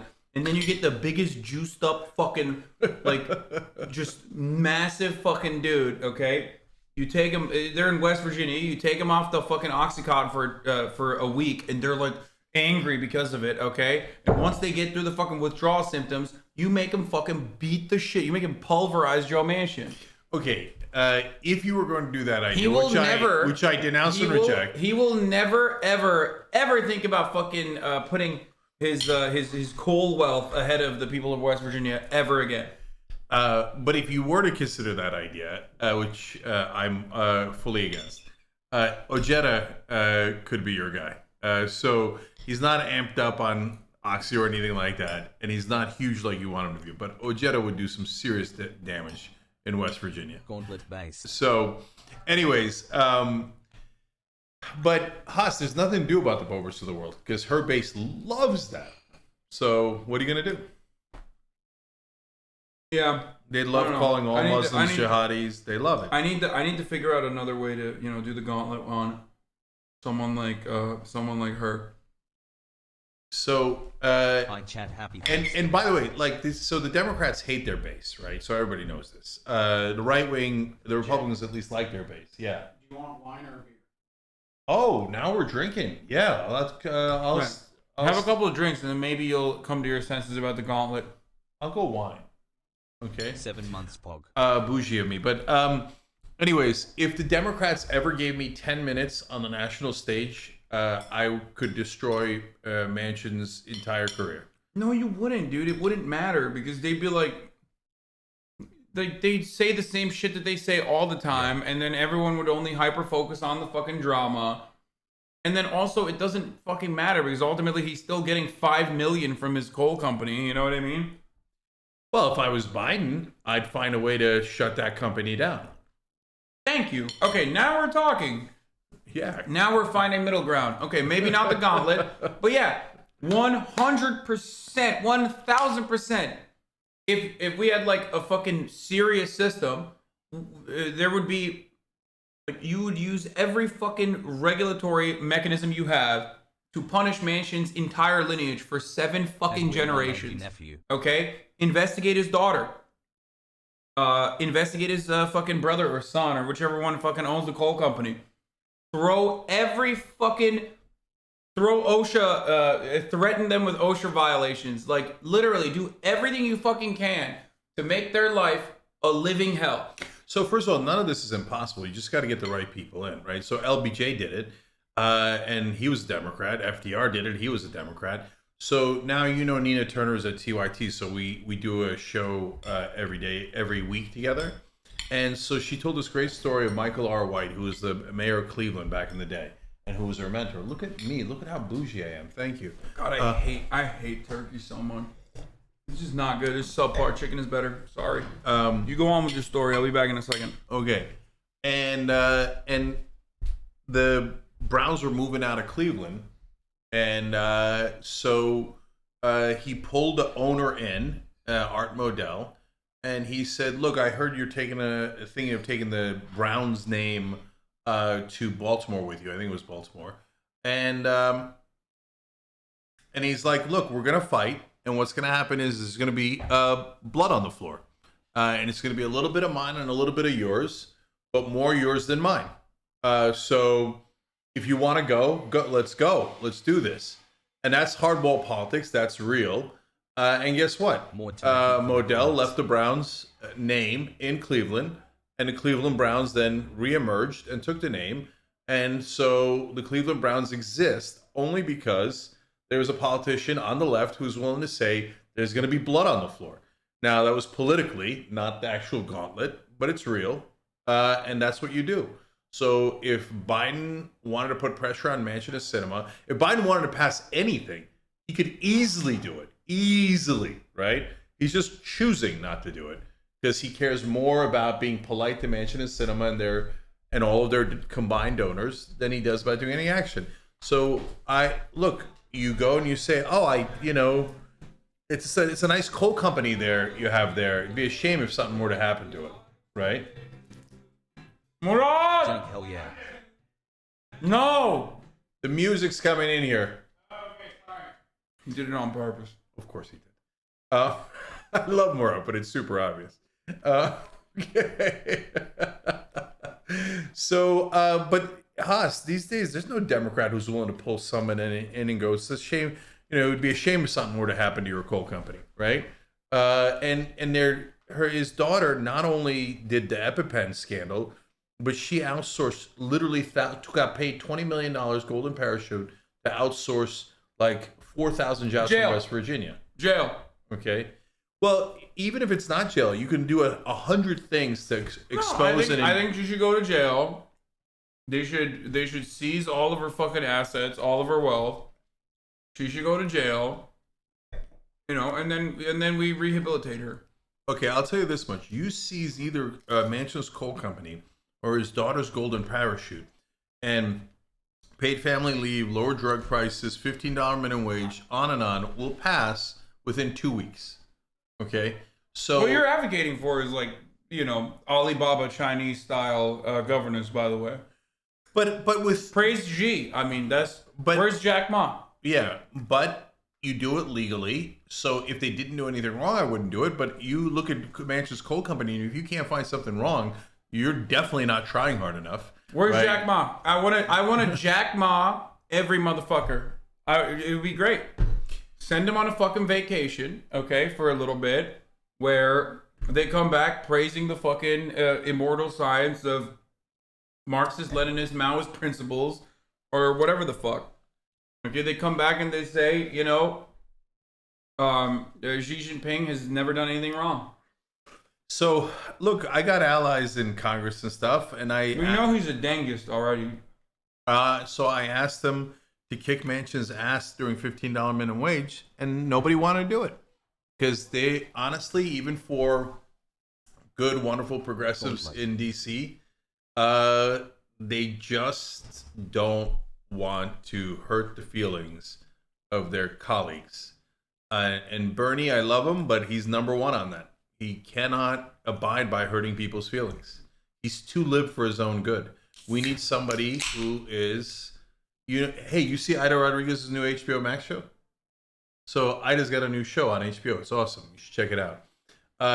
Ida once called me an intellectual thug, which I took as one of the best compliments I've ever gotten. We need more intellectual and political thugs in the Democratic Party, and we don't have them, except when they go after progressives. Look, Democratic majority for Israel. Those are political thugs. Okay, they came for Nina Turner. They spent nearly $3 million. That's how you do it. I respect it, and one day, hopefully, we'll come for them. Jail for them too. Mm-hmm. And by the way, when they do it, they get zero criticism. One day, when we come for Democratic majority for Israel, everybody will say what? You're anti-Semitic. Of course. And that we're monsters and that we're racist, we're bigots. They'll call Nina a racist. It doesn't matter. When they called me anti-Muslim, so. You were literally a Reddit atheist in some ways.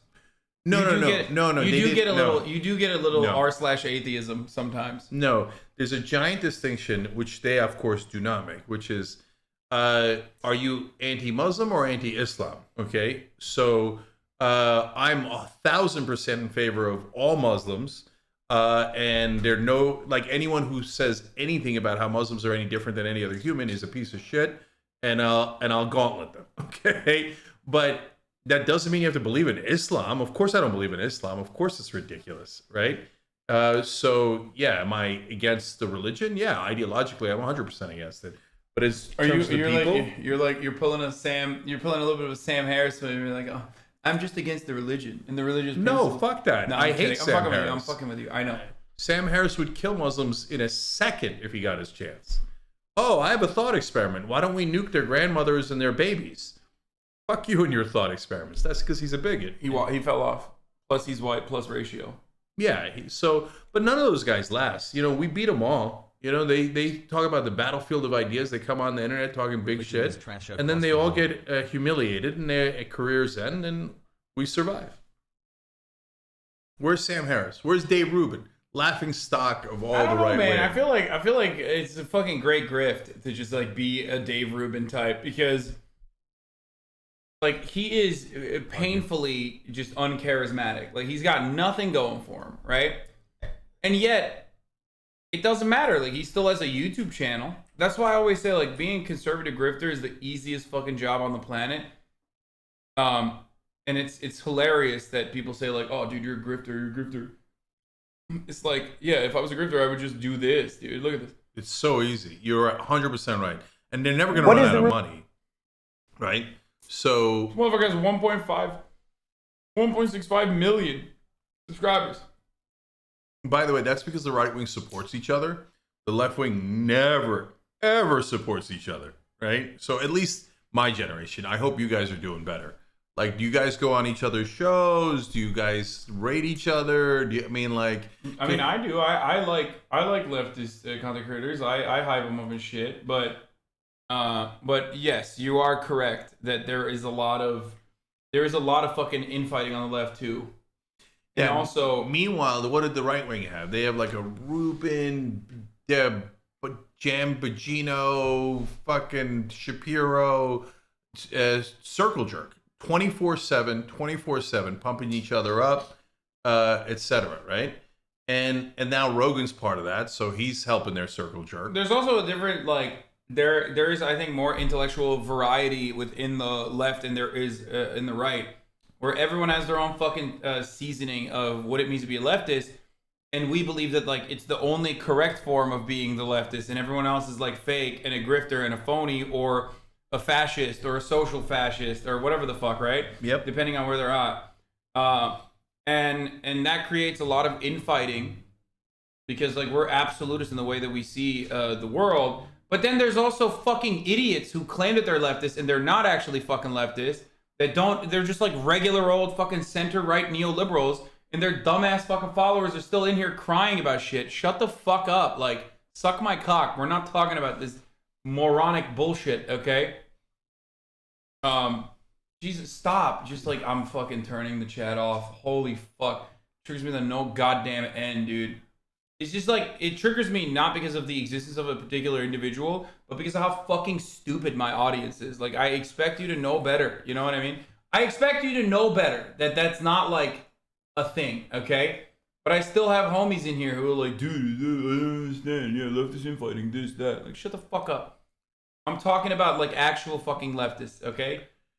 So, but the right wing has no policy, so they have nothing to fight over. It's not like they're like, oh, should we do tariffs or not do tariffs? They're like, me hate brown people. Ooh, me hate brown people too. So of course they agree with everything. I don't know Democracy a single rift among the right wing, like actual right wing. I don't mean corporate Republican. Come on, bro. You got the fucking the paleo conservatives and the ultra nationalists duking it out in their little fucking circle. It's like, no, they all toe the line, because ultimately the main difference between the Democratic Party and the Republican Party is that the Republican Party can and often does act out the desires of their base, of course to the extent that like whatever our societal norms allow. Like, they can't just like fucking straight up put bullets in the back of every fucking brown person's head yet, obviously. But thank you for the 100 gifted anorak stack, by the way.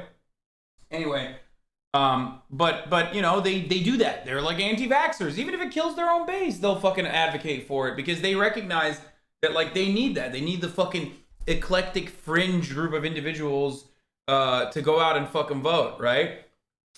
And that's just the reality for conservatives, whereas the Democratic Party doesn't do shit. And you're right, they despise their fucking base.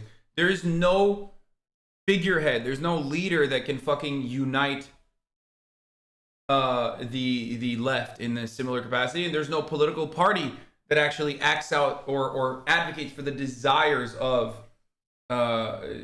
people who are progressive. They just don't. It just doesn't exist. In fact, they actively fight us. You know, our side, the Democratic politicians, hate us more than anyone. Remember, before I left, I was talking about how you were saying how everybody hates me because I've been around 20 years, right? Right wing establishment, left wing, you name it, right? Of all those people, the people who hate me the most is Democratic establishment. And every once in a while, after they lose an election, they're like, oh, we should set up a progressive network online. The right wing's kicking our ass online. And then they'll look around and they'll come to us and be like, oh, but you guys actually say things that are true. We just want you to be cheerleaders. What the fuck? And so they never support anyone. Imagine Nancy Pelosi going on David Pakman's show. Nancy Pelosi? Yeah. I mean, she would. I could see that, actually. David Pakman is inoffensive, dude. He's like... I know, but they don't even think of it. You see what I'm saying? I mentioned him because, in a sense, he's the most inoffensive. Yeah. Right? Yeah. You should get Schumer on here. I mean, I have... Madison Cawthorn wants to come on. He's like, DM me a bunch. Do it. What are you, fucking crazy? Do it. I talked to AOC about it, and she said, she didn't think it was, like... a good idea. No, look, he said he wants people to be armed and dangerous. And he said he's in favor of Second Amendment rights. Just get him on here and ask him, what do you mean? What do you mean by Second Amendment rights? Yeah, what's up? Is it technically a technical if you put a, weapon on your wheelchair? Like, would that be considered a technical? Or not? Are you in favor of this? Like, do you want to put a turret? How will this work? That's what I would want to find out. Matt Gates came at me on Twitter. Love you, TYT gang. Let's go. And I asked him, just tell us what you mean by Second Amendment rights, right? Because they mean shooting cops and shooting military guys, right? So just make him say it. Definitely have him come on. In fact, you just made me. I'll ask him to come on. You get him before I do. He'll probably want to come on here more. Matt Gates? No, Cawthorn. Well, I was going to say, Matt Gates would want to come on here, but then he'll realize that I'm, 30 years old and no longer the buxom babe that he's into sexually, allegedly, in a video game. So he'll probably, Alex Jones has wanted to come on for a while too. So then he'll be like, oh man, fuck. He's probably really bummed right now because he found out Kyle Rittenhouse turned 18. Is he into guys? Is there a theory that he's into guys? I don't know. Free my boy Nestor. Free Nestor. Okay, I didn't even go there. Free Nestor till it's backwards. Hashtag free Nestor. Okay. I'm trying to do Nestor backwards. Anyway, he'll want to be on Cenk's show more because it's the young Turks. And no, but he probably knows that they aren't young. Anyway, what else were we talking about? Oh yeah, here, let's look at this. You know, let's look at Marxism is an unplayable game of tyranny, says Jordan Peterson, another one who fell off, plus he's white, plus ratio, plus L, plus young boy better. By and large, there's some direct connection between the attempt to create a Marxist... The Dark Horse podcast, named after his favorite dewormer, ivermectin for horses. That's all he does now. He's just like, he's a grifter. I don't even know this guy. I know Jordan Peterson. No, who's this guy? This is part of the IDW, Cenk. The intellectual dark web, sir, that Barry Weiss wrote about extensively on the New York Times before she self-canceled. Right. I don't know the bearded dude at all. Though. He's like famous for fucking getting owned by like a bunch of rad-lib freshmen at like Evergreen University or something when they were like crying about how he did racism or something. I don't fucking remember. It was like this guy's the Dark Horse. It was like a million fucking years ago. Okay, and he's still riding on the fucking coattails. He's one of those like he's one of those cows, okay, little sows that like tip, run around on the field on a beautiful day, and then they fucking see Joe Rogan, the fat cow with the titties, okay, ready to fucking go out with the udders, and they just suckle on it every time they lose relevance. I never remember. Yeah, he's just another one of those fucking Joe Rogan orbiter dipshits. My favorite is when I go after Rogan, which is kind of like, I know. But my favorite is that in the comments, you'll see the most desperate right-wing dudes like, oh no, you can't say that about Joe. Joe, I'm defending you, Joe. Just get high and read those. It's fun for everybody. No, this is so desperate. It's so sad. It's so totally 100%. Also, I mean, Joe Rogan name dropped you the other day when he was on the Tim Pool podcast with Alex Jones and shit. He was like, stop talking about him. Stop talking about Cenk or something like that. Yeah. So he sees it and he doesn't like you because you don't suck up to him. But then because like you're, don't try to fight him. He would kick your ass, for the record. Are you shitting me? I would destroy him. Oh my God, I can't believe you're saying this. Bro, have you seen how he fucking kicks, dude? Look, there's like 11 compilations out there on the internet of like, Joe Rogan kicks like machine guns. Here, I'll just Google Joe Rogan machine gun. I want to go back to Jordan Peterson, but go ahead. I've never seen Joe Rogan fight. Dude, he's like a trained fighder. Are you kidding me? So what? I'll own him. I'll destroy him. Look, Joe Rogan's kicks sound like gunshots. They love to suck him. It's hilarious. Look, I mean, he is good though. He's fucking. All right, let's good. see it. And he's also on. I gotta get ready for it. If I'm training, I gotta know this. He'll make sure Won't cut. Won't cut. Bro, he hits you like that. I mean, he's too short, so he can't get to your There's no way head. I'd catch it and I'd break his leg. There's no way. Come on, bro. He probably whooped my ass too. Let me see the machine gun. He's also like old, so he's got old man strength, but so do you. Oh, dude, I got massive. I feel like Joe Rogan will whoop my ass. I'll be honest with you. He's gonna fucking take one shot like that to my knee, and then I'm done. Okay. But I'm like ridiculously tough, so it won't happen. Bro, come on. That's not even a thing. Okay. What do you mean? He's a trained fighter, dude. Yeah, I've been training my whole life. I'm ready. Go ahead. You're nuts. Like I know you're a brawler. Cenk is a brawler. I've said this before. And he's also thick. Like, he's like stocky. He's got like old man belly where it's like you think it's a belly, but it's hard. Okay? It is both a belly and hard. Yeah. So, and he has a lot of experience, right, in street fighting and shit like that when he was younger and more hot-headed and whatever. But like this dude has more fighting experience than you do. Okay, let's see the ballerina. Let's see it. Ballerina? You're calling? He looks like a ballerina. Okay, it's okay. I don't mean I'm a lib. I don't mean that as an insult. Yeah, again. This is gonna be easy.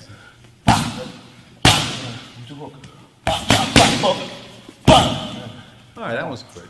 I gotta watch out for that. Oh, this? Yes.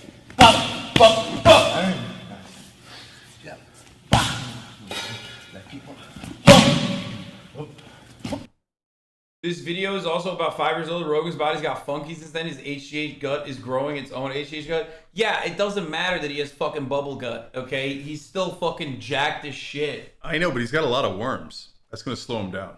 No, he's worm-free, brother. Oh, he's worm-free now. Now, that's why he took it. Shit, okay. I still haven't seen the machine gun. So far, it's not that impressive. Like, you just catch one of those. It's not that big a deal. The guys who, like, kick... I'll point out what most people do wrong. Here's the things to avoid. Number one, the down knee. A lot of times when people do it, their knee is down and they're kicking like this. That comes from stiffness a lot of times, from a lack of flexibility. Okay, no one cares. Show the machine gun. I do care. It doesn't matter. His knee up high and then a twist. Bro, here's the thing. See, okay? they're thinking too much. Okay, here's the problem, okay? Dude, you're ridiculous. Like, yeah, he's a fucking baboon, okay? He's literally an ape. Not only just self-described, but like actually an ape, okay? Uh-huh. And he spreads a lot of misinformation about like, you know, COVID and whatever. And he also fell off a little bit, especially on like Spotify, even though, you know, it doesn't matter. He's still caked the fuck up. But like, this is the one area where, you know, he's got a legitimate claim. Sexy and strong. Like, this is what he dedicated his entire life to. He looks soft. And when I teach it to people, what I would teach is first thing to do is kick low. Don't even try. That's where the power. Yeah. Here's good. We good here? Mm-hmm. So the knee comes up, straight kick.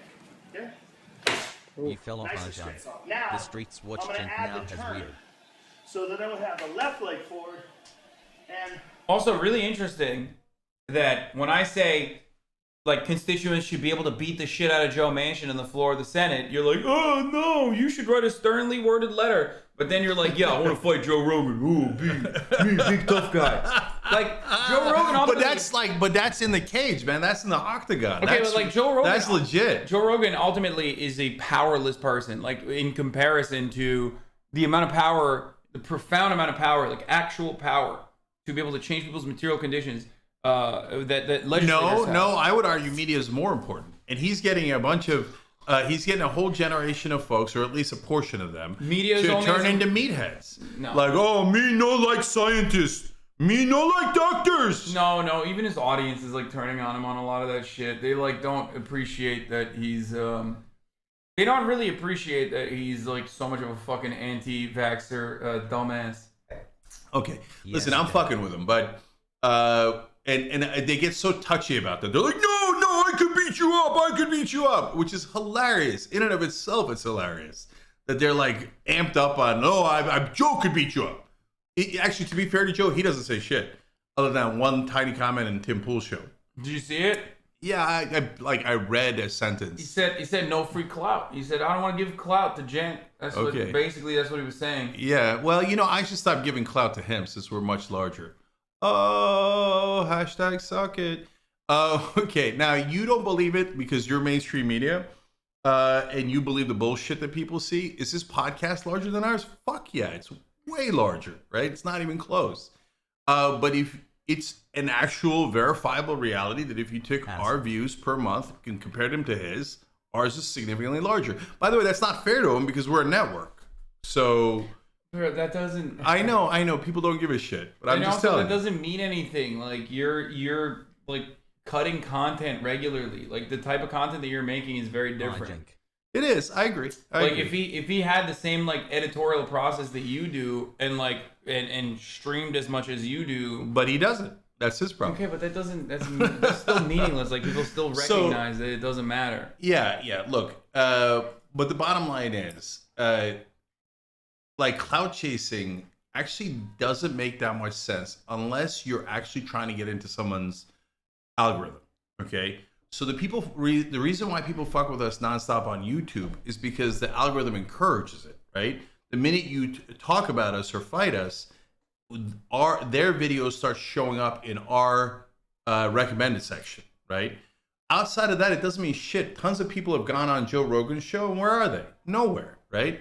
Like Jimmy's audience didn't go up, Kyle's audience didn't go up after they went on Rogan's. No, it doesn't affect it at all. People don't get it. They just want like 5 seconds of fame. I don't give a shit about that. I'm just fucking with him because I know that if you say that you could beat him in a fight, which I could, it's that he's gonna be like, oh fuck no, no way, man. Well, I mean, obviously he was smarter than that. He's dumb enough to fucking tell Aaron Rodgers to take ivermectin or whatever the fuck.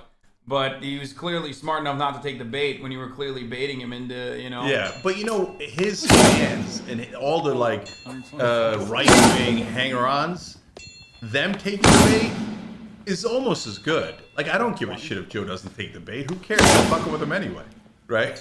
But all of his little kiss-ass guys being like, oh my God, Joe, we're gonna defend you. That's funny. Okay, I'm just saying stop fanboying over Joe. I mean, no, Look, I used to be a big fan. I used to be a big fan of Joe Rogan. You turned me on to Joe. I outed you. Wait, what do you mean you outed me? I'm kidding. That was like 5-7 years ago. Yeah, and there's like literally footage of us that I always... Every time I criticize Joe Rogan, his fucking simps will come in here and be like, no, I can't believe we're fucking attacking Joe Rogan. You must be jealous of his like fucking power and size and how sexy he is or whatever the fuck. Because like they're all like in love with him. I used to put the photo of me and Joe hanging out at the what was it, at the Improv on the screen to be like, I'm a fucking like bigger Joe fan than you. Not only that, but like I know I've met him. Yeah, you know, I was on his show back when he actually had both sides. Yeah. The breakdown was Sam Harris. Oh, here it is. See, someone already found it and immediately put this up. July 3rd, 2014. Look at my fucking face. Look at how excited I am. Got to talk to Joe Rogan about DMT, weed, psychedelics, the state of media, and girls for 2 hours after a show at the Improv last night. Top 10 coolest moments of my life. Top 10 coolest moment of my life is going to be kicking his ass. Oh my God. I'm messing around. Although I think there's if I got past a minute, then he'd be in trouble. Like, if he can knock me the fuck... You think he would get winded before you? He does more cardio than you do. What are you talking about, man? How is this not going to work? This fucking belly right here. Okay, this is gonna last. Okay, no. Of course he's in better shape than I am. I'm just saying, like, if he's awesome at what he does, he'd knock me the fuck out, right? But if he doesn't knock me the fuck out in the first minute, then we got a battle. I wouldn't fight him. That's my take. I personally, if there was an opportunity for me to fight Joe Rogan, I would not fight him because I think he would put a lot of damage on the body. And I still have I have a way longer range than he does, and he would still probably whoop my ass. That's my take. But he will not knock out people. He doesn't like head trauma no more. That's why he's more into BJJ. I don't even know BJJ. Brazilian Jiu-Jitsu. Oh, I'm great at that.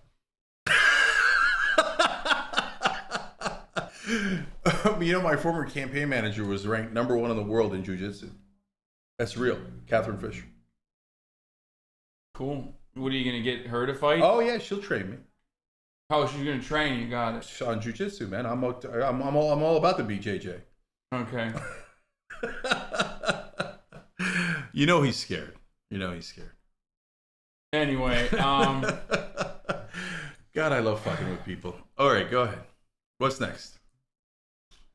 What were we looking at? We were looking at fucking... Oh, let's look at Jordan Peterson. What's that? Oh, yeah. Here. Let's get back to it. Marxism is an unplayable game of tyranny. By and large, there's some direct connection between the attempt to create a Marxist utopia and starvation, authoritarianism, and I think I know what this is in action. No, totally, dude. Yeah, they do it on purpose. They love doing it. Yeah. So I'm not I'm not a Marxist. I don't agree with Marxists. I might even fight Marxists. Let's fight. But this guy... What's up with you, dude? You trying to fucking fight people? Like... Just fight You're Joe the one Manchin. who wants the gauntlet. Yeah, for fucking Joe Manchin. Like, people that are actually in the seat of power, not like fucking random dickhead Marxist-Leninists on the internet. Or Joe Rogan. But these right-wingers, when they come out with like, Marxists just want to starve you. Why would they want that? Why would they want that? That's so dumb. Well, he's going to describe it to you and fucking wreck you in the marketplace of ideas. Are you ready for this? Oh, yeah, I'm ready. He's going to destroy you. Question of group selection, which is because these systems are game theoretically unstable. Just throw shit up against the wall. They're game theoretically unstable, and that's just the theory. A game theory. Like, shut the fuck up, dude. What is this? Shit, man. Hashtag Dark Horse, man. This guy's... And then these fucking idiots will like watch it and go, that's actually great. That's brilliant. Thank you. They don't have any idea what he's saying. Neither does he. Because they punish those who do more and reward those who do less in order to get people. It's just like, first of all, this notion that the most productive citizens in society are those who actually own the capital rather than the ones that literally do the productive labor is psychotic and completely fucking diametrically opposed to the reality, okay? Without them, shit doesn't work. I know you're a capitalist, so you of course think like replaceable labor automatically means it's not important or as important as like fucking I don't say the CEO or whatever the fuck. No, it's 50-50. It's a nuanced, complicated thing that's not as simple as labor does all of the work, and it's certainly not as simple as these baboons talking about, oh, who gives a shit about labor? We don't. Labor literally, there's no value without labor. But yeah, I agree. Okay, then you but there's understand. also no value without capital and without management. Wait, so, what? Yes, 100. What do you mean? There's no value eventually there without has to be management. If you have labor, you have to have that doesn't management. mean okay. And you can't do anything without having capital. a bottom-up approach and having like a labor-first approach does not mean that there's no like managerial. Yeah, we're saying there is no management whatsoever. Okay. Yeah, you need management. That's why I'm saying you need both. You should. Jake is right. You should let him teach you economic theory. Thank you, XQC4. Okay, let's hear this shit though. But like, as far as the value of like, what I'm talking about is in our heavily financialized economy. What value does the capital owner shareholder, like the majority shareholder, add to the product itself when you especially compare them to the value that the laborer provides? Like John Deere, right? You got the John Deere striking workers that actually fucking absolutely cumstered the management recently. So shouts out to them. Like, you got those guys, okay? You got like 19-year welders and shit that are literally no longer working because they're striking, right? What the value that they create is tangible. It's obvious. What value does the shareholder who has never been inside of the fucking factory even have? Yeah, that's easy. So you don't have to be inside the factory. Everybody's inputting. Okay, but what value does the shareholder have? Capital. He's providing capital for the company to do the things that they need to do. So they can be substituted, is what you're saying. By Oh, like definitely. Literally a fucking 100%. by That's the whole point of the stock market. by like a worker fund. Yeah, shareholders are enormously fungible. In the stock market, they're the most fungible part there is. There's no special thing about a shareholder. They're just a fungible thing but you need it, right? So, obviously you need all of the above. And then the question isn't whether you need any of those. The question is, how do you weigh them, right? So how do they get the capital? Uh-huh. The shareholder, how do they get the capital? Well, there's a tons of different ways to get capital. A lot of it was illicit back in the day, right? And so we are going to always arrive at one guy's grandfather decided we're going to do enclosures, and he was first to do that, okay? And that's it. Ultimately, there's no other fucking difference. If you go far back enough, there's going to be one guy who bopped the head of the other guy and said, enclosures. We're doing it. Seems great. We should build a system and design it around this idea of private property, okay? Ultimately, that's where it comes from. Yeah. So, look. On the one hand, capital was derived in the past and in the present in awful ways. Extraction of oil, which destroys the planet, puts its externalities on the rest of us, etc. Right? And you go back to the kings. How did the kings get it? They murdered everybody in sight and then declared themselves the king. And then they got all the money and then they passed it down. I get it, right? But at the same time, that doesn't get rid of the need to actually have that money to start up something. And management is useful and has its own use, right? To me, I'm both super biased, but I think at the same time it's true. There is a critical part of capitalism that actually does work and is important, which is founders. Okay, so I'm biased because I'm a founder, right? But founders are actually do something creative, create a company, produce. It's like being a producer. You produce a thing, right? In our case, it's shows, but it could be cars. It could You're be also anything. a key man, though. So that's your value doesn't come from you being a founder. Your value comes from the audience that you've cultivated through your own personal labor. Now, that labor is obviously that labor is also produced by others as well. There's other workers underneath you that are helping you create that and generate that and whatnot. But ultimately, you could do what I'm doing and still be able to reach a level of success because you yourself, by working, would be able to do that. So that's entirely different than like the guy who's just who takes all of his money and puts it into and parks it into the stock market and is just sitting and. But I don't value that guy. I don't say like that guy's better than anyone else. No, that guy is not a productive person, is what I'm saying. They're not. They're not a productive laborer, and society could perfectly exist without that guy. But someone would still have to fucking clean the toilets, and someone would still have to fucking, guard the mansions, if that's what you guys want to fucking talk about. Someone would still have to fucking drive the cars, pick up the poop, pick up all the trash. that is true, but also create commodities. But you also need the capital, so it's not like that guy is not necessary. He's fungible, but necessary. You see what I'm saying? So it doesn't mean the shareholder is worth more than the labor. Absolutely not, right? But you do need both. No, you only need both in a system where the majority of the wealth is in the hands of the few. You would not need that in a system that where you could collectively fund these sorts of enterprises. You absolutely could do that. There are countries that do that as well. There's different kinds of funds that like the labor pool can join into. In a sense, capitalism is halfway getting us there. It's going to kill us before it gets us there. Okay, it's because the downsides of capitalism are now enormous and have totally run away, right? But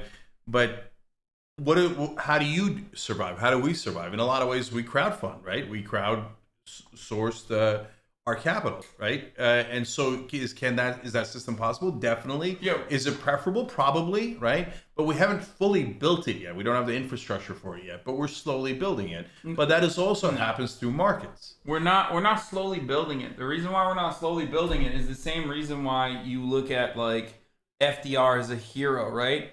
Because you refuse to recognize that external pressures is precisely the reason why FDR operated the way he did. Both domestically with the trade unionists, communists, like an actual fucking robust communist movement, but also internationally as well. Like seeing the rise of communism and wanting to at least enact some sort of welfare state policies and social safety nets to stop that revolutionary action dead in its tracks, to offer people some crumbs. And without that, which we don't have anymore, we have no counterbalance, like we have no revolutionary force on this planet.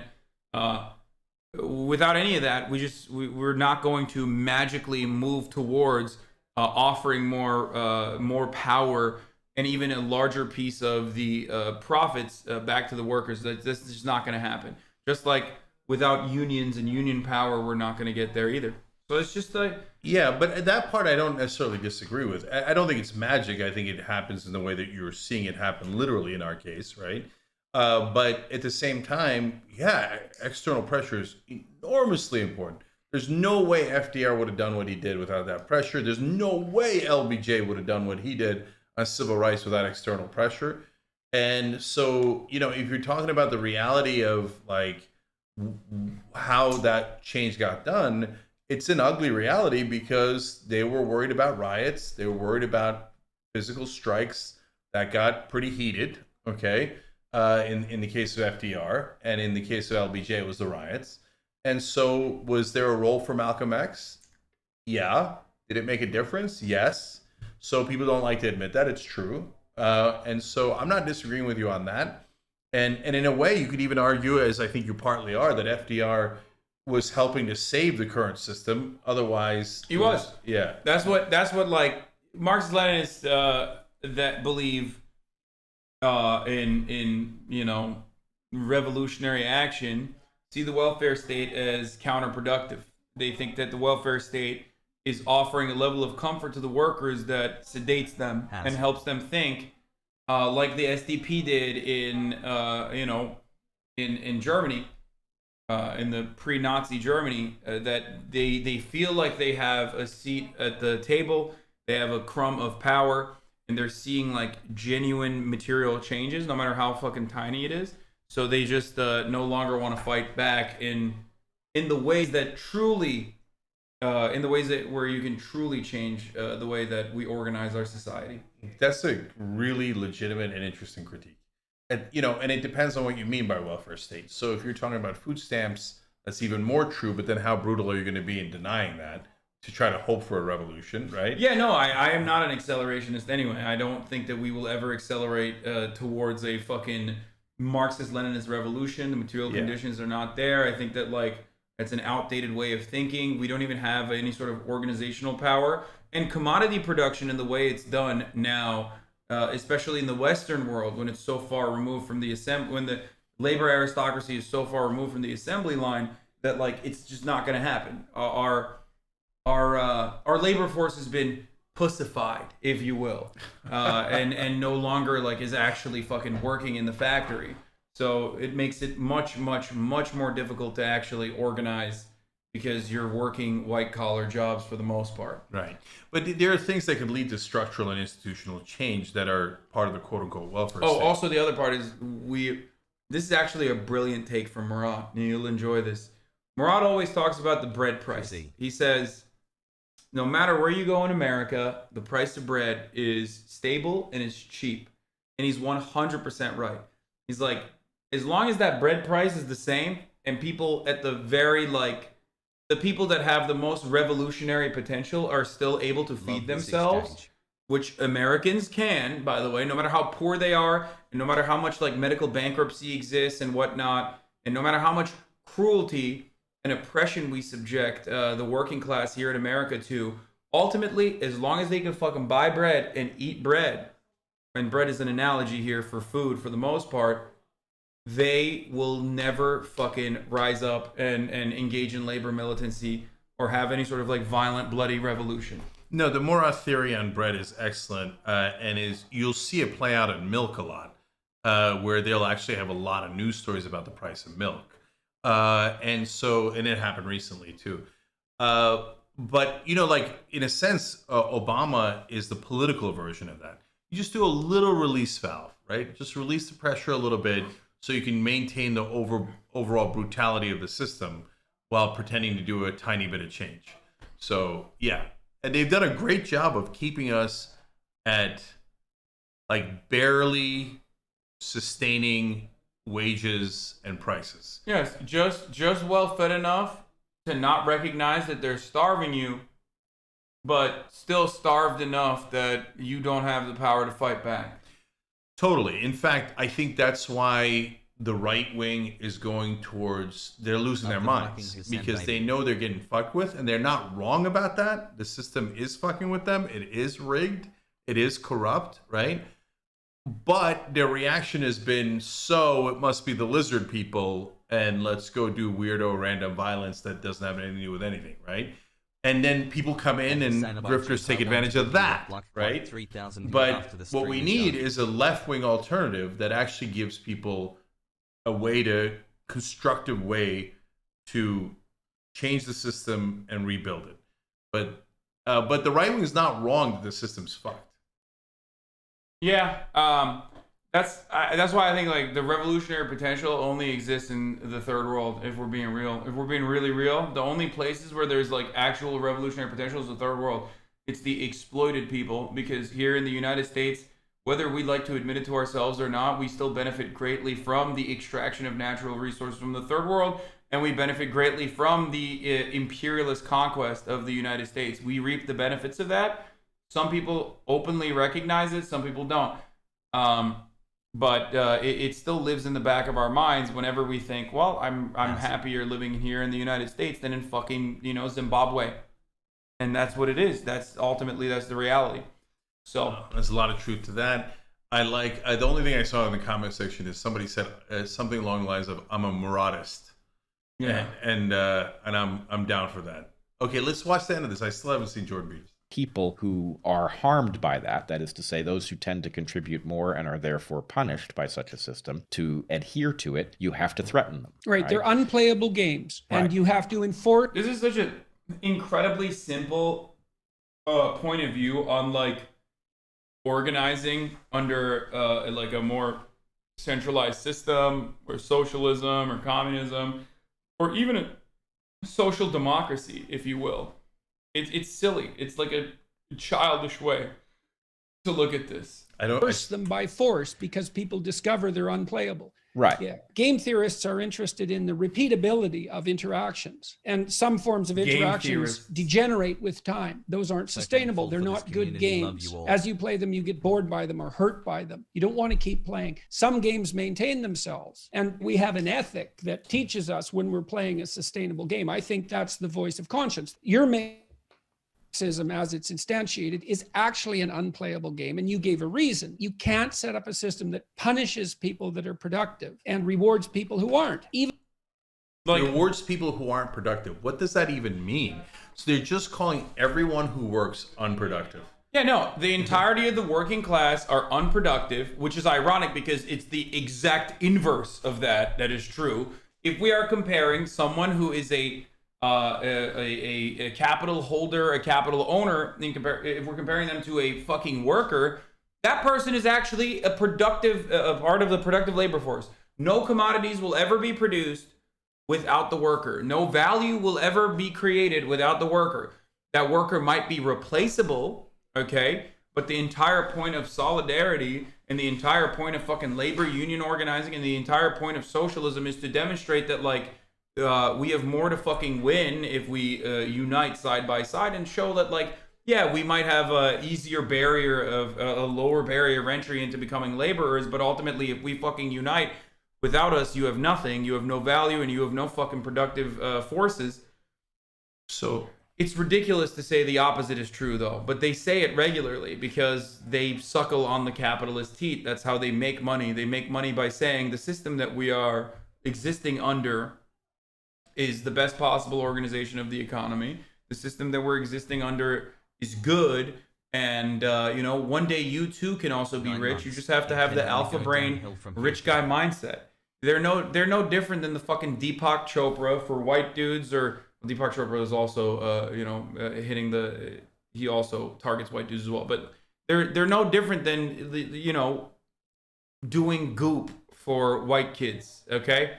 So the great irony here is that almost all of these guys are funded by right-wing billionaires, right? So they don't actually have to fend for themselves. I think Crowder is an exception. I think he's actually popular, etc. Rogan is certainly an exception. But most of the Dave Rubins, I don't know Jordan Peterson's story in specific, but the Ben Shapiro's, etc., they literally get funded by really wealthy capitalists to do propaganda for them, which then ironically makes them labor. And so they're arguing against themselves because they're fungible. Who cares if it's Dave Rubin or Jordan Peterson or whoever else? You could, according to their own argument, you can just flip them out. They're irrelevant. They're puppets, right? So they're making a hilariously ironic argument. Okay, but the thing is, guys, yeah, but they also have enough material wealth to be able to fucking become capital owners as well. If that's why suck on that teat long enough. Yeah, and they have, dude. Come on, they use a couple $1 million. Like, he could just very easily fucking shut this operation down and, get addicted to benzos and go live in Russia for a couple of years as his fucking daughter, the true dragon of chaos, almost fucking murders him by trying experimental benzo addiction therapy in Russia because it's not allowed in America because it can fucking kill you if you quit benzos cold turkey. Or even after that, when you're not fucking murdered by the fact that you did this experimental therapy in Russia, then maybe your Dragon of Chaos daughter will give you COVID because she's at a Serbian nightclub with her boyfriend, who she got a fucking entire tattoo of, by the way. Sorry, all of those things that I mentioned is real, by the way. I missed whose daughter this is. Mikhail Peterson, Jordan Peterson's sexy ass daughter, who's like married to some fucking like psychotic Serbian dude. Almost murdered her, Jordan Peterson, like twice. All right, but one more thing. Sexy as fuck. They make this insane argument that labor is fungible. Yes, well, there's some relative truth to that. On the other hand, there's literally nothing more fungible than capital. It's the most replaceable thing in the world. It's just money. So you don't need any one particular person with money. You just need you need capital to start something and to maintain something, but it doesn't have to be from any one person. So their argument against labor can be used against them 1,000-fold. Yeah, the argument can't be used against labor as long as there's solidarity. They're just benefiting from the fact that there is no solidarity and no class consciousness because of centuries of Red Scare propaganda and the complete destruction of any sort of fucking communist project or socialist project that has ever happened around the planet. So shouts out to the American State Department for that. Shouts out to Stalin for that too, to some degree. You know, it just like didn't work out. So let me see the rest of this game theory. Even if some of the people are only miming productivity and they're actually power-hungry tyrants, you can't clump them in with the competent people and punish all of them. Yep. Now, and if you try, in order to stabilize it, in order to get those who are being punished for contributing not to defect, you have to threaten them so that authoritarianism follows quickly on the heels, as does in many cases the failure of the system to deliver even basic well-being, hence starvation. Well, and Piaget pointed out quite explicitly. Yeah, dude, shortages were never like... There's two things here. One, like famine, right? When we talk about socialism, immediately it's like famine, man-made famine. Whether it's because of like centralized mismanagement, whether it's because of like idiotic fucking scientists who are the only Stalinist scientists remaining that haven't been fucking gulagged, giving horrifically wrong and idiotic ideas on how to do it. Whether it's there's a multitude of different reasons, or whether it's like stocking for a potential winter. There are a multitude of different reasons and mismanagement that causes situations like that, except we currently also have artificial shortages. Like 14 million people every fucking year die worldwide from famine and famine-related diseases. That happens in an economic organization that is so incredible at commodity production that we have a surplus of food. Like, at least the socialist countries where there was fucking famine, like, they didn't literally, they couldn't figure it out, okay? They mismanaged it, not deliberately starved the populace in an effort to make sure that, like, their bottom line was not, was not being attacked. Right. I have my own issues with Marxism, as we've talked about, but in terms of their critique, it depends on your cohort, doesn't it? So, like, if you're talking about America, as the Muratists will point out accurately, yes, the price of bread is relatively stable, so people aren't going to starve, and that's part of the system that allows the capital to subjugate the laborers at a barely survivable wage. But if you're talking about the whole world, which is in effect under capitalism, well, to your point earlier, Haas, they're taking from the southern hemisphere and often leaving them to starve for the northern hemisphere's benefit. So did capitalism really do a better job in ending starvation? No, by definition, it didn't. These guys are just saying, no, you don't understand. I don't mind if they starve in Africa as long as I'm You don't understand. When people die of famine under a socialist organization of the economy, then that's the fault of the system. When people die of famine under a capitalist organization of the economy, that's the fault of their bootstraps. They could not find their bootstraps, and they could not pull themselves up by their bootstraps. Or if they found their bootstraps and pulled it, they didn't pull hard enough. Let alone man-made famines like in Bengal, or currently ongoing fucking famines like in Yemen, caused with American weapons by Saudi Arabia. It's just like, it's always we always relegate back to the individual and its individual responsibility. So under a capitalist organization economy. It's foolproof. You can never lose that argument then. 100%, billion% agree. The biggest famine in the world right now, as far as I know, is Yemen. And Yemen is caused by capitalism because the defense contractors needed more money, so they needed a war. Saudi Arabia wanted power, but they couldn't do it without the American defense contractors. So in order for the defense contractors to make an extra couple of $1 billion, they starved the people of Yemen. Yay, capitalism. So both systems have massive issues, and there needs to be some sort of balance, which does not exist. But these guys are jokers. They're not having a real conversation. This is just propaganda that they are ironically laborers for. Yeah, they're engaging in pro-capitalist propaganda, but that's the best thing about being like an easy. That's the best thing about being someone like a reactionary talking head is that like you don't really have to do too much. You could just say like the system is actually great. You can pull the Steven Pinker and be like, everyone can go to McDonald's, so obviously things are really good right now. And that ought to do it. Everyone has an iPhone, so things are actually better than they've ever been before. It's like, yeah, there's exponential growth of technology no matter which fucking system you exist under. You can say that the USSR had no technological achievements, going from an agrarian potato farming fucking economy to like one that defeated the United States in the space race. Just avoid all of that, all you want, but it's still the truth, right? And that could exist under socialism, that could exist under capitalism, that will always exist. The reality is making it more of an egalitarian society, or one that doesn't fucking completely rip through the third world. The USSR made a better rifle than the AR-15 back in 1947. That's also true. He was very interested in games as the basis of morality, that a game that you have to punish people to adhere to is going to be outcompeted by a game that people will play by themselves. That's a really interesting take. Is there any form of fucking... is there any form of capitalism that is truly not compulsory, but truly for people doing it at the behest of their own, like they just want to do it? Is there any form of remuneration under a capitalist organization of the economy that doesn't happen at the threat of the structural violence of poverty? There is no voluntary fucking working under capitalism. Maybe there are in like Jordan Peterson's situation. So it's a great point, Haas. And I watched. Do you guys want to fucking work at the restaurant? Do you want to fucking clean people's toilets? No? Well, guess what? You're going to fucking die then, because you're not going to be able to put food on your table. You're not going to be able to put a fucking roof over your heads, and you're going to fucking die.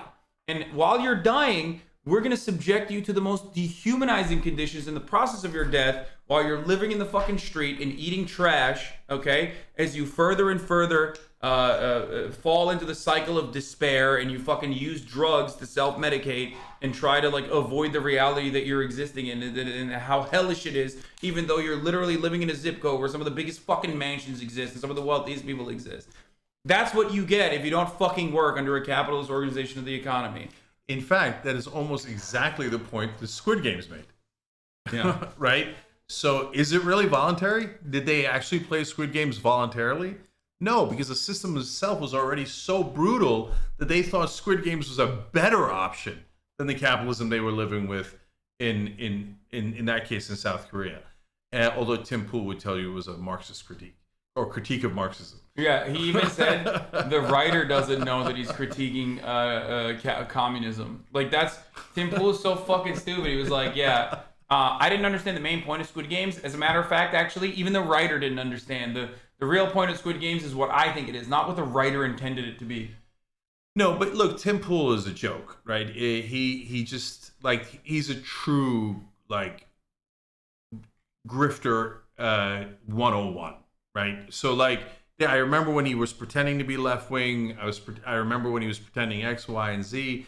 And there's no point in having an intellectual debate or argument with Tim Pool. His whole thing is get on camera and go, poor white people. It's minorities' fault for everything, right? Wow, that's tough to do. And of course, that'll get you, a decent sized audience on YouTube. People want to be victimized. People want to feel like they're being made a victim. And there is a very real way that they are being victimized, but it's not the way that fucking all these reactionaries tell you you're being victimized. You're not being victimized because you're white. You're being victimized because you're a worker. Okay? You're agreeing with that. Oh, I totally agree. Capitalist Andy over here. Okay, Yeah. I gotta pee. Also, you're being victimized by the top of the hour ad break, chat. That's right. Because at the top of the hour, there's a 60-second ad break. And if you no longer want to see those ads, all you need to do is subscribe. You can do that for $5. You can do that for free with a Twitch Prime. You can do that by expecting someone to gift you a subscription. Don't know if that'll happen or not, but hey, there are methods that you can avoid the ads. Cenk is going to take over for a brief second while I go pee, okay? Here's the ad break now. I know I forgot to run it at 4. That's why I'm running it at 4:30. Shut up. Here's the ad break. Hey, can you get me a beer? What? Yeah, I'll get you a beer. All right. So I assume that this is for the folks who are members and hence are not hearing the commercial. I have no idea when anybody's going to come back from the commercial. And beer, yes. Uncle Cenk, yes. Here, I'll tell you guys a quick thing that I was going to tell Haas as he's gone. So if any of you watched the Ben Shapiro and Kasparian debate that they had in Philly. You're streaming, dude? Yeah. What's up? Here it comes. Hey, dude, we just invented Muratism. Oh, yeah? What's that? It's a new economic theory. It's going to get fleshed out later. All right. But there's a lot of Muratists already online. It's a thing. What's up? What do we got there? Is that a paddle? Or are we doing something weird today? I don't know, dude. Your son brought it over. What does it say? Is that? Oh, celebrate. Oh, yeah. Hey, Joy. How you doing, love? That's my daughter. Yeah, that's Bernie. Joy. Hey, do you see that? It's best piker. Better piker. need the paddle. You need the paddle. This is for food, Oh, right? okay. This is the paddle, and it looks like it's out of Animal House, but no, it's for food. It's Jake, you're doing a great job streaming, dude. Yeah. All right, just let me finish the thought. Do you see the chat going insane, by the way? No, it's always like that. It's been like that the whole time. What they're saying. What about Muratist? They love you, man. I know. They nonstop talk about you. Muratism Appreciate is it, real. guys. Yeah, it's real. It's taken off. I don't know if we can stop it. It's got a life of its own. Okay. I know you guys want to be on camera so bad. I don't know if that's a good thing or a bad thing. Should we let him on camera or no? He wanted to play games with him, but he wanted to ask you about it first. All right, come here for a second. This is my kids, Pro and Joy, because we're actually having Thanksgiving dinner here. That's Joy, and Pro, you got to come around. That's Pro. Okay. So cousin Hasan made their lives by getting Mr. Beast to call them one day.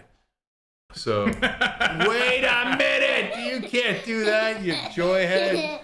Okay, all right, now go away. Okay. Okay. Wow. Damn, dude, that was intense. Anyway, I realized that Shapiro was making the argument from the perspective of incredibly wealthy people. He's like, well, if you have a system that takes care of everybody, then it takes away choices from people who want to start business. I'm like, yeah, but how many people have the amount of money that Ben was talking about to start businesses? So the perspective is all wrong. Peterson does it, Shapiro does it, and they all do it subconsciously without realizing they're doing it, because they all speak only from a wealthy perspective. Right? This is the founder of Muratism. Okay. Yeah, totally.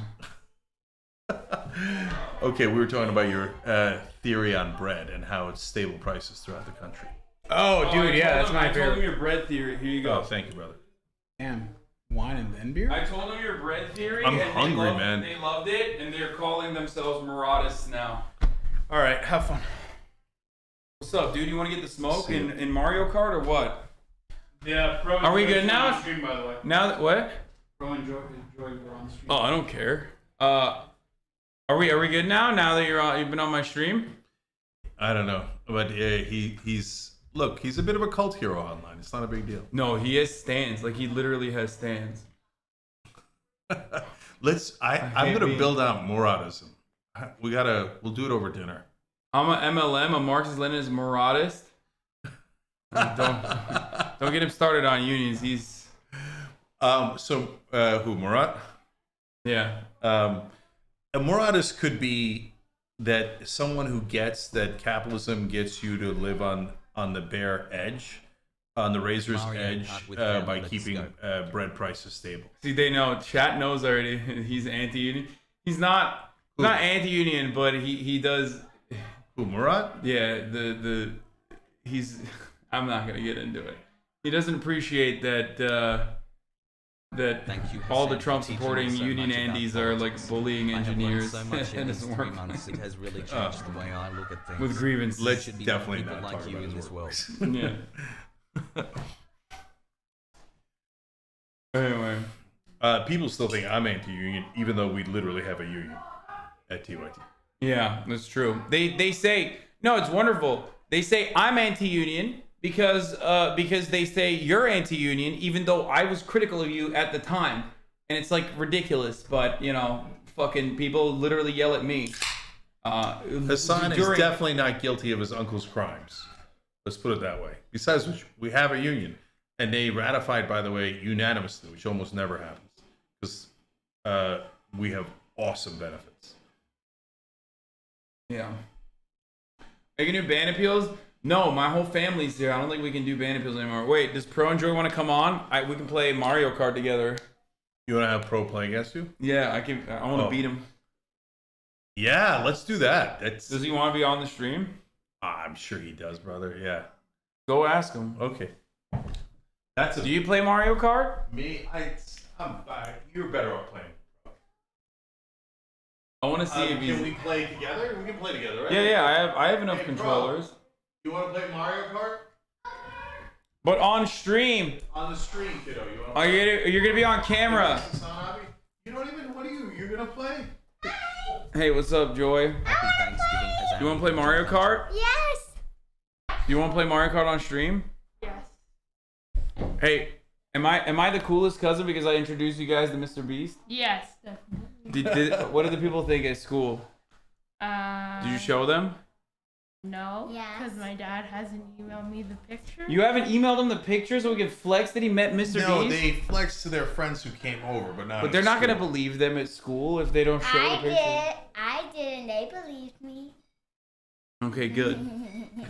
Yeah, I was at dinner with them, and I was like, "Yo, my cousins do not care about anyone, but they love you. They like lose their minds and love you." So I showed. Do you like Carl Jacobs? Yeah, I guess. What do you mean? I guess you don't like him as much.